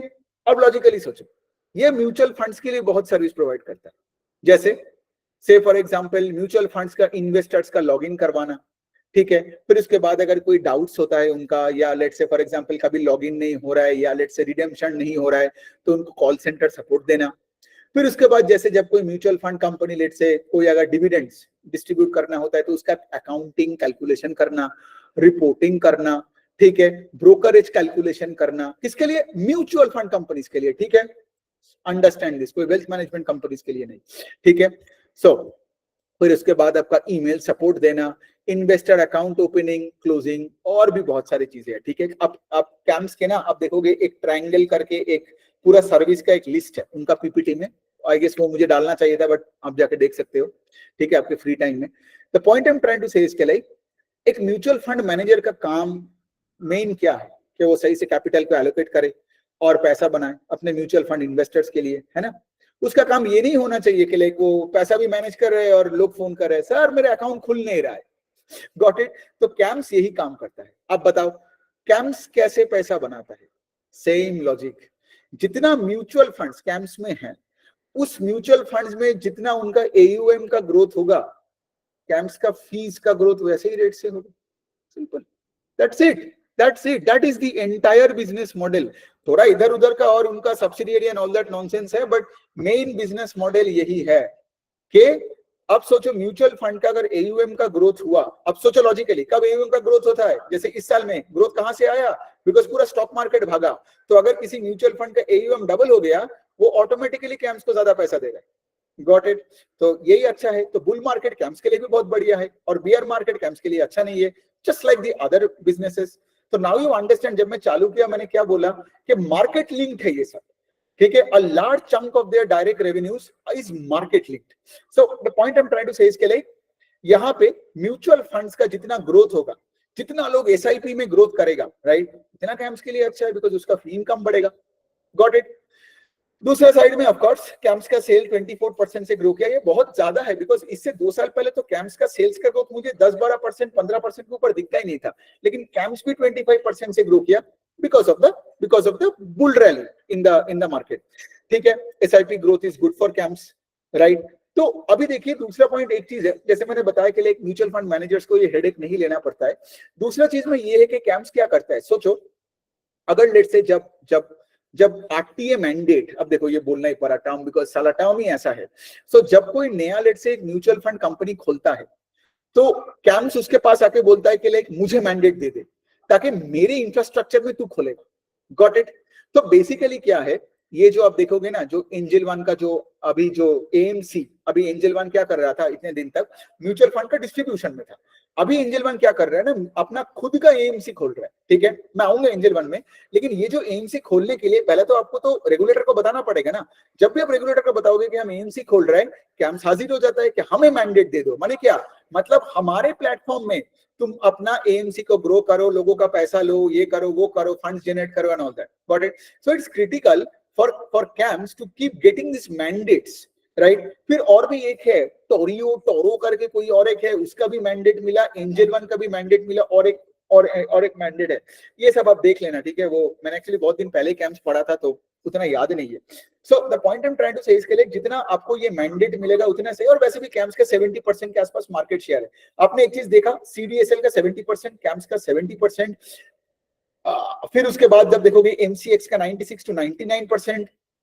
तो मतलब क्या, ये कुछ मोनोपोलाइज बिजनेस है, इसीलिए हाईली रेगुलेटेड, ये भी तो है।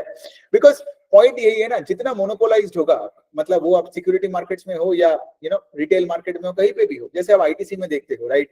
आईटीसी के सिगरेट में हमेशा प्राइसेस क्यों बढ़ते रहते हैं, बिकॉज सरकार को सिर्फ उससे ही एक्साइज ड्यूटी लेना है, सरकार को सिगरेट और उसके बाद दारू।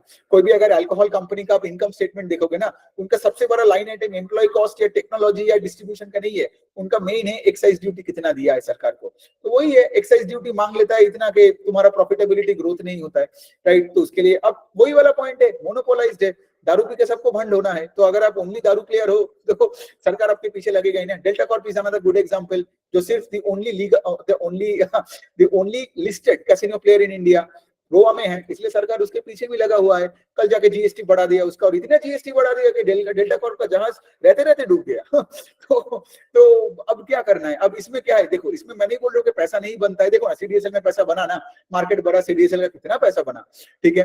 तो पॉइंट इसके कैंप्स का पैसा बना, सीडीएसएल का पैसा बना, बीएसई का तो स्टॉक कहां से कहां चला गया है ना। बीएसई का स्टॉक अगर आप 2019 में देखोगे तो डिविडेंड यील्ड उसका लगता था 10%। मैं अभी भी याद है, बाय द वे मेरा बीएसई में कोई होल्डिंग कभी नहीं था, अभी भी नहीं है।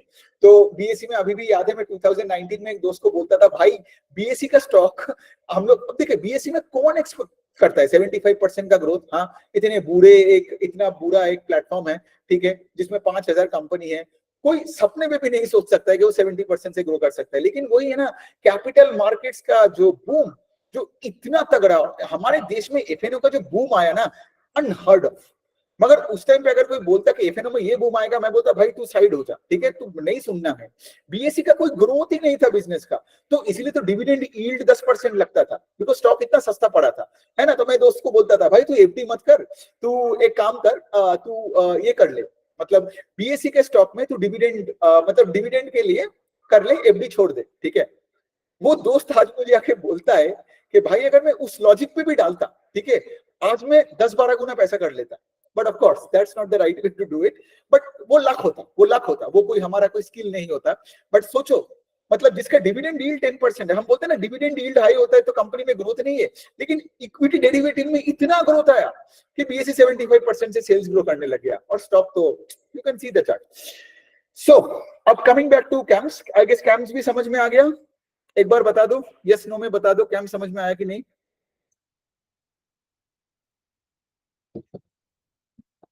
हो गया, तो एक एक करके हम आगे बढ़ रहे हैं। आपने एक चीज ऑब्जर्व किया, कल अगर लेट से मार्केट डूबा और मार्केट लेट से एक साल से डूबता रहा, तो ये सारे स्टॉक्स चलना बंद हो जाएगा। ये रूल ही ऐसा है, ठीक है, ये रूल ही ऐसा है। अब इसमें आप कुछ चेंज नहीं कर सकते हो। So that's how it is, because इनका अब देख रहे हो राइट, इनका इनका इनका ट्रेडिंग इनकम, इनका इनका जो सिक्योरिटी सर्विसेज जो है, वो सारे आपका वॉल्यूम ग्रोथ के साथ है, डेली टर्नओवर के साथ लिंक्ड है। तो मतलब, और ऑफ कोर्स ये कंपनीज तो वैसा नहीं होगा ना कि लाइक कुछ 2 दिन में इतने कुछ सब्सिडियरी खोल ले और वो 80-90% ऑफ सेल्स बन जाए। तो इनका, I know they are trying to do it, जैसे कैंप्स भी कर रहे हैं, सब्सिडियरी है, फिर सीडीएसएल भी कर रहे हैं, उनका भी सब्सिडियरीज है, ये insurance repository and all that things. But वो सबसे फर्क नहीं पड़ेगा, बिकॉज अल्टीमेटली वो है ना, ये सबके बाद सोचो ना, जो कंपनी 90% से ग्रो कर रहा है, उसमें अगर से अगले क्वार्टर में या अगले, मैं देखो मैं ये नहीं बोल रहा हूँ कि अगले क्वार्टर में ही होगा, मैं डरा भी नहीं रहा हूँ किसी को, ठीक है, लेकिन मैं सिनारियोस का बात कर रहा हूँ। लेट्स से फॉर एग्जांपल 20% का भी ग्रोथ आता है ना, बस हो गया, स्टॉक का खेल खत्म हो गया, बिकॉज 90-80% का भी एक्सपेक्टेशन लेके स्टॉक में लोग बैठे हैं। इसमें अगर 10% का भी ग्रोथ, 20-30-40% का ग्रोथ आएगा, फिर भी लोग डिसअपॉइंटेड होकर बहुत लोग स्टॉक को छोड़ देगा। तो वही मार्केट है ना, इट्स ऑल रिलेटिव, जिसने एक बंदे ने ये आज वही लिखा, so that's a brilliant way to say it's all relative. So मतलब पेस ऑफ ग्रोथ घट गया, 5th गियर में गाड़ी चलने वाला 2nd गियर में गाड़ी चल रहा है। सो वही वाला पॉइंट है। Okay, so let's just finish this of. Okay, और हम लोग अभी बात करेंगे आपका ब्रोकरेज बिजनेस, ठीक है।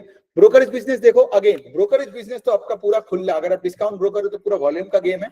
आप देख रहे हो एंजल वन, 5 पैसा कैपिटल, एक और कंपनी है शेयर इंडिया सिक्योरिटीज करके, ठीक है, अपना इनका सबका प्लेटफॉर्म है। और ऑफ कोर्स ये टायर 2, टायर 3, टायर 4 सिटीज में जाके यंग कोहोर्ट्स को टारगेट कर रहा है, जैसे एंजल वन, और अपना मार्केट शेयर को कैप्चर कर रहा है, ठीक है। Digital brokers are of course growing at a much faster pace than traditional brokers, जिनका लेट से आज भी क्लाइंट्स के साथ वन ऑन वन रिलेशनशिप है, ये है वो है।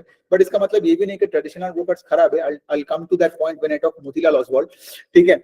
बट पॉइंट क्या है कि डिस्काउंट ब्रोकर्स वही होते हैं, डिस्काउंट ब्रोकर्स को चाहिए सिर्फ वॉल्यूम, और क्लाइंट का क्वालिटी कुछ भी कचरा हो फर्क नहीं पड़ता है, उसको लाओ और इंट्राडे करवाते रहो, ठीक है। ट्रेडिशनल ब्रोकर्स को चाहिए क्या, वैल्यू ग्रोथ, इसको बोलते हैं आरपू का ग्रोथ। मतलब जो हमने बताया वेल्थ मैनेजमेंट में कि लाइक यहाँ पे क्या होता है ना, since you are dealing with a person with a long period of time, you have a relationship manager let say उसका, या फिर एक आरएमबी हो जिसके साथ आप बातें कर रहे हो। सो यहाँ पे your average revenue per user grows up. So if you are looking for volume growth then you go for discount. अगर आपको लग रहा है कि वैल्यू ग्रोथ भी चाहिए उसके साथ, then you can look for traditional brokers. और मोतीलाल ओसवाल जैसे कंपनी ने क्या किया ना, उन्होंने अपने मार्केट शेयर बढ़ाया ब्रोकिंग इंडस्ट्री में bye capturing all this local traditional brokers in various states, उस तरीके से बढ़ाया। जबकि डिस्काउंट ब्रोकिंग एंजल वन ने कैसे मार्केट शेयर बढ़ाया, अपना सुपर ऐप बनाया और गांव गांव में जाके, तो इनका एक होता है ऑथराइज पर्सनल करके, सब ब्रोकर्स आप इनको बोल सकते हो, ये सब ब्रोकर्स को पकड़ा हर जगह में जाके और उनको बोला कि देख भाई तू मेरे लिए क्लाइंट जुगाड़ करके ला, तो जब क्लाइंट पैसा बनाएगा उसका हिस्सा मैं तेरे को दूंगा, रेवेन्यू शेयर, ठीक है। तो आप देख रहे हो दोनों तरीके का बिजनेस मॉडल है ये, एक एंजल वन का जो डिस्काउंट ब्रोकर है और दूसरे साइड में ट्रेडिशनल ब्रोकर है। एंड बाय द वे इसका मतलब ये नहीं कि लाइक आज इफ क्या नाम है, मोतीलाल ओसवाल्ड का, इनका डिजिटल फॉर्मेट नहीं है, बट इनका कहना है कि हमको ट्रेडिशनल भी रखना है, बिकॉज वहां से हमें आरपू ग्रोथ मिलता है, वैल्यू ग्रोथ, और उसके साथ डिस्काउंट ब्रोकरेज तो है। ठीक है, तो यही हो गया। तो आज हम 2 ट्रेडिशनल ब्रोकर का बात करेंगे और 2 डिस्काउंट ब्रोकर। ये हो गया। कुछ कुछ टर्मिनोलॉजीज है, ऑफ कोर्स देखो टर्मिनोलॉजीज ये सब तो बनाया हुआ है, अल्टीमेटली आपको ये देखना है कि वॉल्यूम गेन है। ठीक है, ब्रोकरेज इनकम का growth is directly linked to आपका डेली टर्नओवर का ग्रोथ। ब्रोकरेज इनकम का ग्रोथ इज लिंक्ड टू आप किस रेट से क्लाइंट को एक्वायर कर रहे हो, ठीक है, उसका ग्रोथ। ठीक है, एवरेज डेली टर्नओवर क्या बोलता है, सोचो अगर आपका एवरेज डेली टर्नओवर होता था 100 रुपए आपके प्लेटफॉर्म में लास्ट ईयर, और आज जैसे 100 रुपए का टोटल मतलब बाइंग एंड सेलिंग हुआ, ठीक है, ऐसे सोचो डेली टर्नओवर ना, total equity turnover, let's say इस बार का टर्नओवर हुआ आज का दिन का 150 रुपीज, तो द एडीटीओ वेंट अप बाय 50%। मतलब क्या, वही ना, ज्यादा volumes on that particular day, इसीलिए एडीटीओ बढ़ गया। और ये तभी होगा जब क्लाइंट्स बढ़ता है, और नंबर ऑफ ऑर्डर्स का ग्रोथ आपको देखना है, क्योंकि जितना ज्यादा क्लाइंट उतना आपका ऑर्डर का वॉल्यूम का ग्रोथ। तो आपको क्या क्या देखना है, यहाँ पे ऑर्डर का ग्रोथ देखना है, एक्चुअली मुझे वो लिखना चाहिए था, ऑर्डर का ग्रोथ आपको देखना है, क्लाइंट एक्विजिशन का रेट का ग्रोथ आपको देखना है, एडीटीओ का ग्रोथ, और आपको ऑफ कोर्स देखना है कि मार्केट शेयर गेन हो रहा है कि नहीं। ठीक है, तो अगर आप देख रहे हो कि यहाँ पे वॉल्यूम ग्रोथ नहीं हो रहा है, बिकॉज डिस्काउंट ब्रोकर्स का क्या है, डिस्काउंट ब्रोकर्स का तो हार्डली मतलब कोई वैल्यू ग्रोथ है, ये लोग तो वो हर ट्रेड में वो 20 रुपए बनाने वाला है।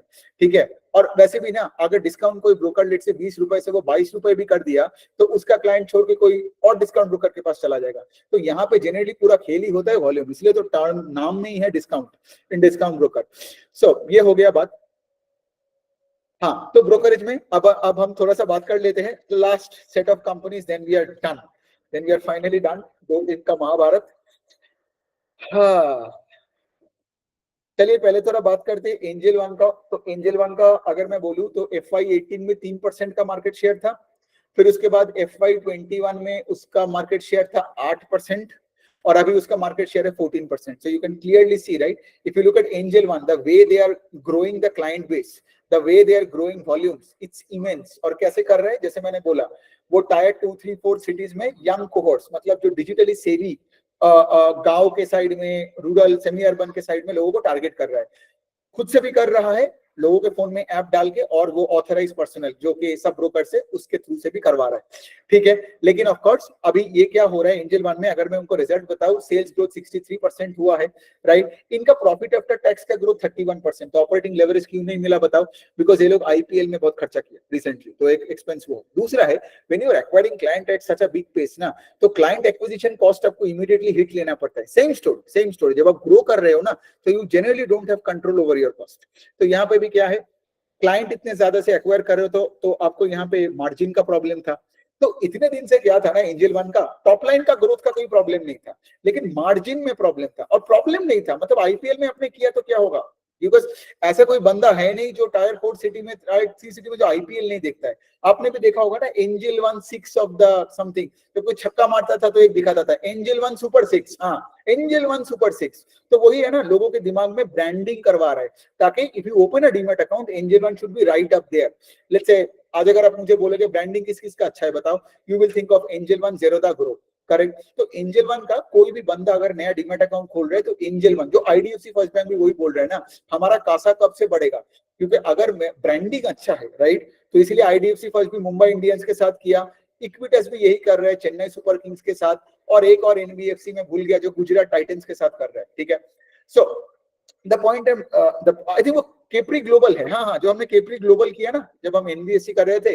आप अगर आप गुजरात टाइटंस के फैन हो, आज तक तो मैंने देखा नहीं है, बट जनरली अगर आप गुजरात टाइटंस के जर्सी को याद करोगे, शुभमन गिल, तो आप देखोगे केप्री ग्लोबल करके या केप्री करके लिखा था। So when I first track that company, I was like ठीक है केप्री ग्लोबल। तो फिर उसके बाद जब मैंने आईपीएल देखा, मुझे लगा क्या ये वो है, फिर मैंने कहा हाँ ये वही है। सो एनी बीच में, सो द पॉइंट इज के लाइक यहाँ पे ये जो एडवर्टाइजमेंट करते हैं so on and so fourth, आपका ब्रांड इमेज बढ़ाते हैं ताकि लोग और यहाँ पे आए। लेकिन देखो ये तो अच्छी बात है, इसमें कोई मेरे को प्रॉब्लम नहीं था। अब यहाँ पे क्या आ गया, छोटा सा प्रॉब्लम आ गया, जैसे मैंने ये ऑलरेडी डिस्कस किया, राइट, कि उनका कुछ 7-8-10% के आसपास का सेल्स इफेक्ट हो सकता है, बिकॉज आपको एक्सचेंज से वो जो वॉल्यूम्स, इतने वॉल्यूम्स लाने के लिए जो आपको वो जो किकबैक मिलता था, वो शायद नहीं रहेगा अक्टूबर के बाद। तो अभी क्या है, व्हाट इज द सोल्यूशन? एक तो ऑफ कोर्स रेवेन्यू का पेस ऑफ ग्रोथ घट जाएगा, बिकॉज 10% ऑफ सेल्स यहाँ से आता है। तो ये इसलिए आप देखोगे स्टॉक अगले दिन ही 10% गिरा था एंजल वन का, सारे ब्रोकरेज का स्टॉक गिरे, एंजल वन ज्यादा गिरा बिकॉज एंजल वन और ज्यादा वॉल्यूम लाता है। तो ट्रेडिशनल ब्रोकरेज का स्टॉक्स को उतना नहीं इफेक्ट होना है जितना एंजल वन का, बिकॉज ये तो प्योर प्ले वॉल्यूम का गेम है, राइट।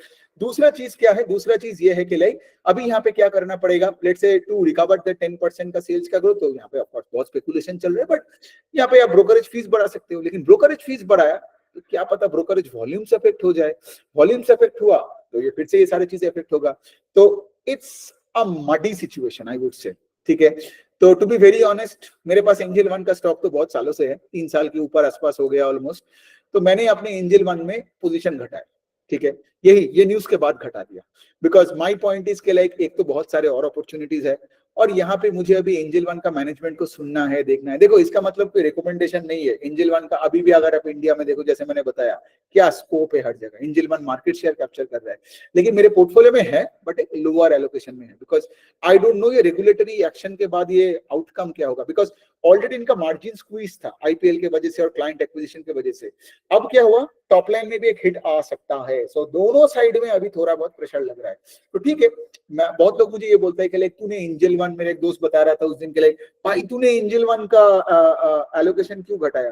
तो फिर मैंने उसको बोला ब्रो प्रॉब्लम क्या है, मैं तो ट्रैक कर रहा हूँ। अगर मैं एंजल वन के सीईओ को सुनता हूँ, आगे देखता हूँ 1-2-3 महीने में सब कुछ ठीक हो गया है, मतलब कुछ नहीं है, तो I will always add back. अब ठीक है, मुझे 2200 में नहीं मिलेगा तो 2500 में ऐड करूंगा, 3000 में ऐड करूंगा, बिकॉज ये बहुत बड़ा प्ले है। ये मेंटालिटी में आओ रादर देन थिंकिंग के लाइक, कुछ लोग है कि लाइक मुझे 2200 में 2100 में, वो जो कल मैंने वो जो अनिल जी को मैंने यही बोला कि नीचे लेने के चक्कर में फंस ना जाओ, वो प्रॉब्लम है। दूसरा है कि लाइक अगर कोई स्टॉक आपको 5-10 गुना बना के देता है, क्या फर्क पड़ता है अगर आप 20% ऊपर लेते हो? वो 10% बचा के आप क्या करोगे? सोचो ना, कोई 100 का सामान अगर 200 भी होता है, ठीक है, कोई आपका दोस्त ने डबल किया, लेकिन अगर आपने 120 में घुस के भी 180 में निकला, भी अपने 50% बनाया ना, क्यों दूसरों के साथ कंपेयर करना है? आपका 50% return is more than no return ना। तो वही वाला पॉइंट है, नो रिटर्न नहीं बोलूंगा, आपका सेविंग्स में शायद पैसा होगा 3%। तो ये हो गया एंजल वन। 5 पैसे कैपिटल, अब देखना छोटी कंपनी है, प्लेटफॉर्म में बहुत अपग्रेडेशन वगैरह कर रहा है, लेकिन छोटी 3-4% का मार्केट कैप कंपनी है, सॉरी मार्केट शेयर कंपनी है, मार्केट शेयर है उसका, लेकिन उसका मार्केट शेयर घट रहा है। सो इसलिए उस कंपनी में मैं नहीं देखूंगा। द लास्ट 2 कंपनी जो मैं डिस्कस करूंगा वो है कि मोतीलाल ओसवाल और आईएफएल सिक्योरिटीज। क्यों? Because Motilal Oswal and IIFL securities are not exactly pure play brokers. इनका ब्रोकरेज भी है, इन्वेस्टमेंट बैंकिंग भी है, वेल्थ मैनेजमेंट भी है। Got it? तो हमने ऑलरेडी इन्वेस्टमेंट बैंकिंग और वेल्थ मैनेजमेंट डिस्कस कर लिया। तो मोतीलाल का वेल्थ मैनेजमेंट और एसेट मैनेजमेंट और इन्वेस्टमेंट बैंकिंग। तो मोतीलाल क्या बोलता है? देखो मोतीलाल के साथ एंजल वन में डिफरेंस क्या है। मोतीलाल ये बताता है कि हम अपने क्लाइंट्स को तगड़ा, अब देखिए होगा ना मोतीलाल का कितना रिसर्च रिपोर्ट आते हैं। मोतीलाल बोलते हैं हम अपने क्लाइंट्स को एडुकेट करते हैं, हम सिखाते हैं, इसीलिए तो क्लाइंट्स के साथ हमारा रिश्ता जब बेटर होता है, क्लाइंट्स में और ज्यादा पैसा देता है ना। एंजल वन का है कि लाइक सिखाना फिखाना छोड़ो, किसी भी तरह से प्लेटफॉर्म में लाओ, एक चमाट मारो और उससे ट्रेडिंग चालू करवाओ, ठीक है। तो ये है दोनों का बिजनेस मॉडल, ठीक है।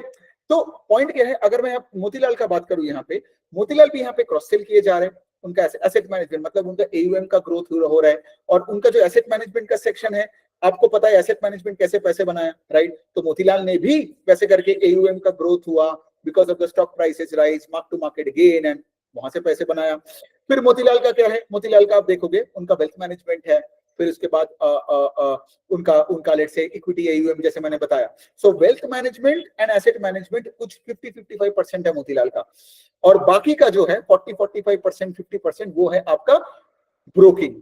ये है सिक्लिकल वाला पार्ट, ठीक है। और जिसमें भी बहुत पैसा छापा ना, बिकॉज आपको तो पता ही है इतने टाइम से मैं क्या बात करता हूँ, ठीक है। मतलब यहाँ पे क्या है, अगर मैं बात करता हूँ ब्रोकिंग का, कैपिटल मार्केट्स का, मतलब यहाँ पे इन्वेस्टमेंट बैंकिंग आता है, इक्विटी इंस्टीट्यूशनल इक्विटीज होता है, फिर आपका यहाँ पे आपका और भी आता है ना वहां पे, फिर आप दूसरों का म्यूचुअल फंड बेचते हो, आपका खुद का पीएमएस है, फिर आप दूसरों का भी पीएमएस बेचते हो, ये हो गया। और फिर आपका वेल्थ मैनेजमेंट का डिवीजन इज 50%, राइट। उसमें क्या है, उसमें जैसे मैंने बोला, उसमें वो रिकरिंग पार्ट वाला पार्ट इज मोर देन से फॉर एग्जांपल द ब्रोकरेज, वो सिर्फ वॉल्यूम का गेम है, और तो कुछ बोलना ही नहीं है। समझ में आ गया? गेस मोतीलाल का वही है, आरपू में ज्यादा फोकस करते हैं बिकॉज ये traditional brokers and by the way इनका एवरेज रेवेन्यू पर जो यूजर क्लाइंट है ना, वो 30% से ग्रो किया, तो उन्होंने वही बताया। और इन्होंने क्या किया, तो इन्होंने ये ट्रेडिशनल ब्रोकर होने के बाद भी इन्होंने मार्केट शेयर गेन किया। क्यों? बिकॉज इनका स्ट्रेटेजी वही था, हर जगह में जाओ और लोकल जो ट्रेडिशनल ब्रोकर है उसको कैप्चर करते रहो, है ना। तो पुराने जमाने में जो अकबर करता था, आज के जमाने में देखो मोतीलाल वही कर रहे हैं। तो दुनिया में इंसान एक्चुअली बदले नहीं है, वही है। पहले थोड़ा लड़ाई झगड़ा ज्यादा होता था फिजिकली, अब होता है फाइनेंशियली एंड साइकोलॉजिकली, बड़े नहीं बीच में। तो ये हो गया। और मोतीलाल का ऑफकोर्स उनका जो एएमसी का डिवीजन अच्छा किया बिकॉज उन्होंने इंडेक्स से ज्यादा रिटर्न दिया, इसलिए और भी ज्यादा वॉल्यूम ग्रोथ आया। एंड ऑफकोर्स अगर आपने अच्छा रिटर्न दिया तो एएमसी का जो फंड मैनेजर से उसका फीस इनकम भी बहुत तगड़े रेट से बढ़ा। सो बस हो गया, और तो कुछ है नहीं। इनका एक हाउसिंग फाइनेंस का डिवीजन है जो उतने रेट से ग्रो नहीं कर रहे हैं, ठीक है। उसमें आई गेस वो लोग कुछ चेंजेस वगैरह कर रहे हैं, but at the end of the day Motilal का 30% का आरओई है, बिजनेस मॉडल बहुत सही है। ऑल्दो जैसे पॉइंट है ना कि लाइक कुछ लोग मुझे बताते हैं कि डिस्काउंट ब्रोकर बंद हो जाएगा and all that, but Motilal discount broker होके भी अपना मार्केट शेयर ब्रोकरेज इंडस्ट्री में बढ़ाया। सो इसका कोई प्रूफ नहीं है कि डिस्काउंट ब्रोकर बंद हो जाएगा। If you play it the right way then you can gain market share even if you are a discount broker. So again generalization कभी भी कहीं पे भी नहीं करना।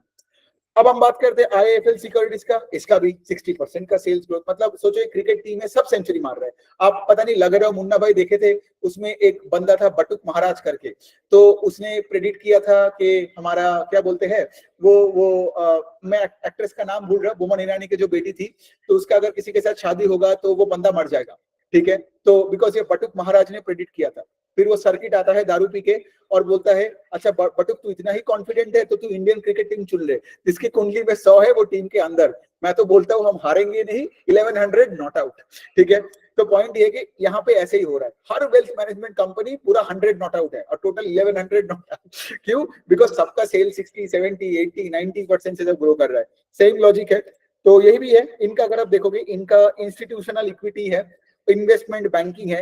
इंस्टीट्यूशनल इक्विटी का मतलब क्या है? अगर कोई पूछता है आपको तो आप बोल दोगे कि ये जो एफआईआईस का पैसा मैनेज करना, दैट इज इंस्टीट्यूशनल इक्विटी, ठीक है। फिर आप बोल सकते हो ये बाहर के लोगों को लाइक फॉरेन फंड्स जो लाते हैं उनको रिसर्च रिपोर्ट देना, अपने कंपनीज के बारे में, फंड्स के बारे में बताना। These are all revenue streams that come from institutional equities, ठीक है। ट्रांजैक्शन सर्विसेज लेना, एनुअल मेंटेनेंस चार्ज सर्विसेज, मतलब जो भी होता है एफआईआईस के साथ, ठीक है। मतलब बाहर के पैसे जब इंडिया ला रहे हो उनको आप एडवाइस कर रहे हो, ये सब इंस्टीट्यूशनल इक्विटीज का पार्ट होता है, ठीक है। दूसरा चीज क्या है? दूसरा चीज है आपका इन्वेस्टमेंट बैंकिंग, मतलब आईपीओ सर्विस, कस्टोडियन सर्विस, आपका एमएनए, फिर अगर किसको क्यूआईपी करना है, पैसा उठानी है तो इसका सर्विस। और तीसरा है आईआईएफएल का, आपने देखा होगा कि उनका तो रिटेल ब्रोकरेज का बिजनेस भी है, ठीक है।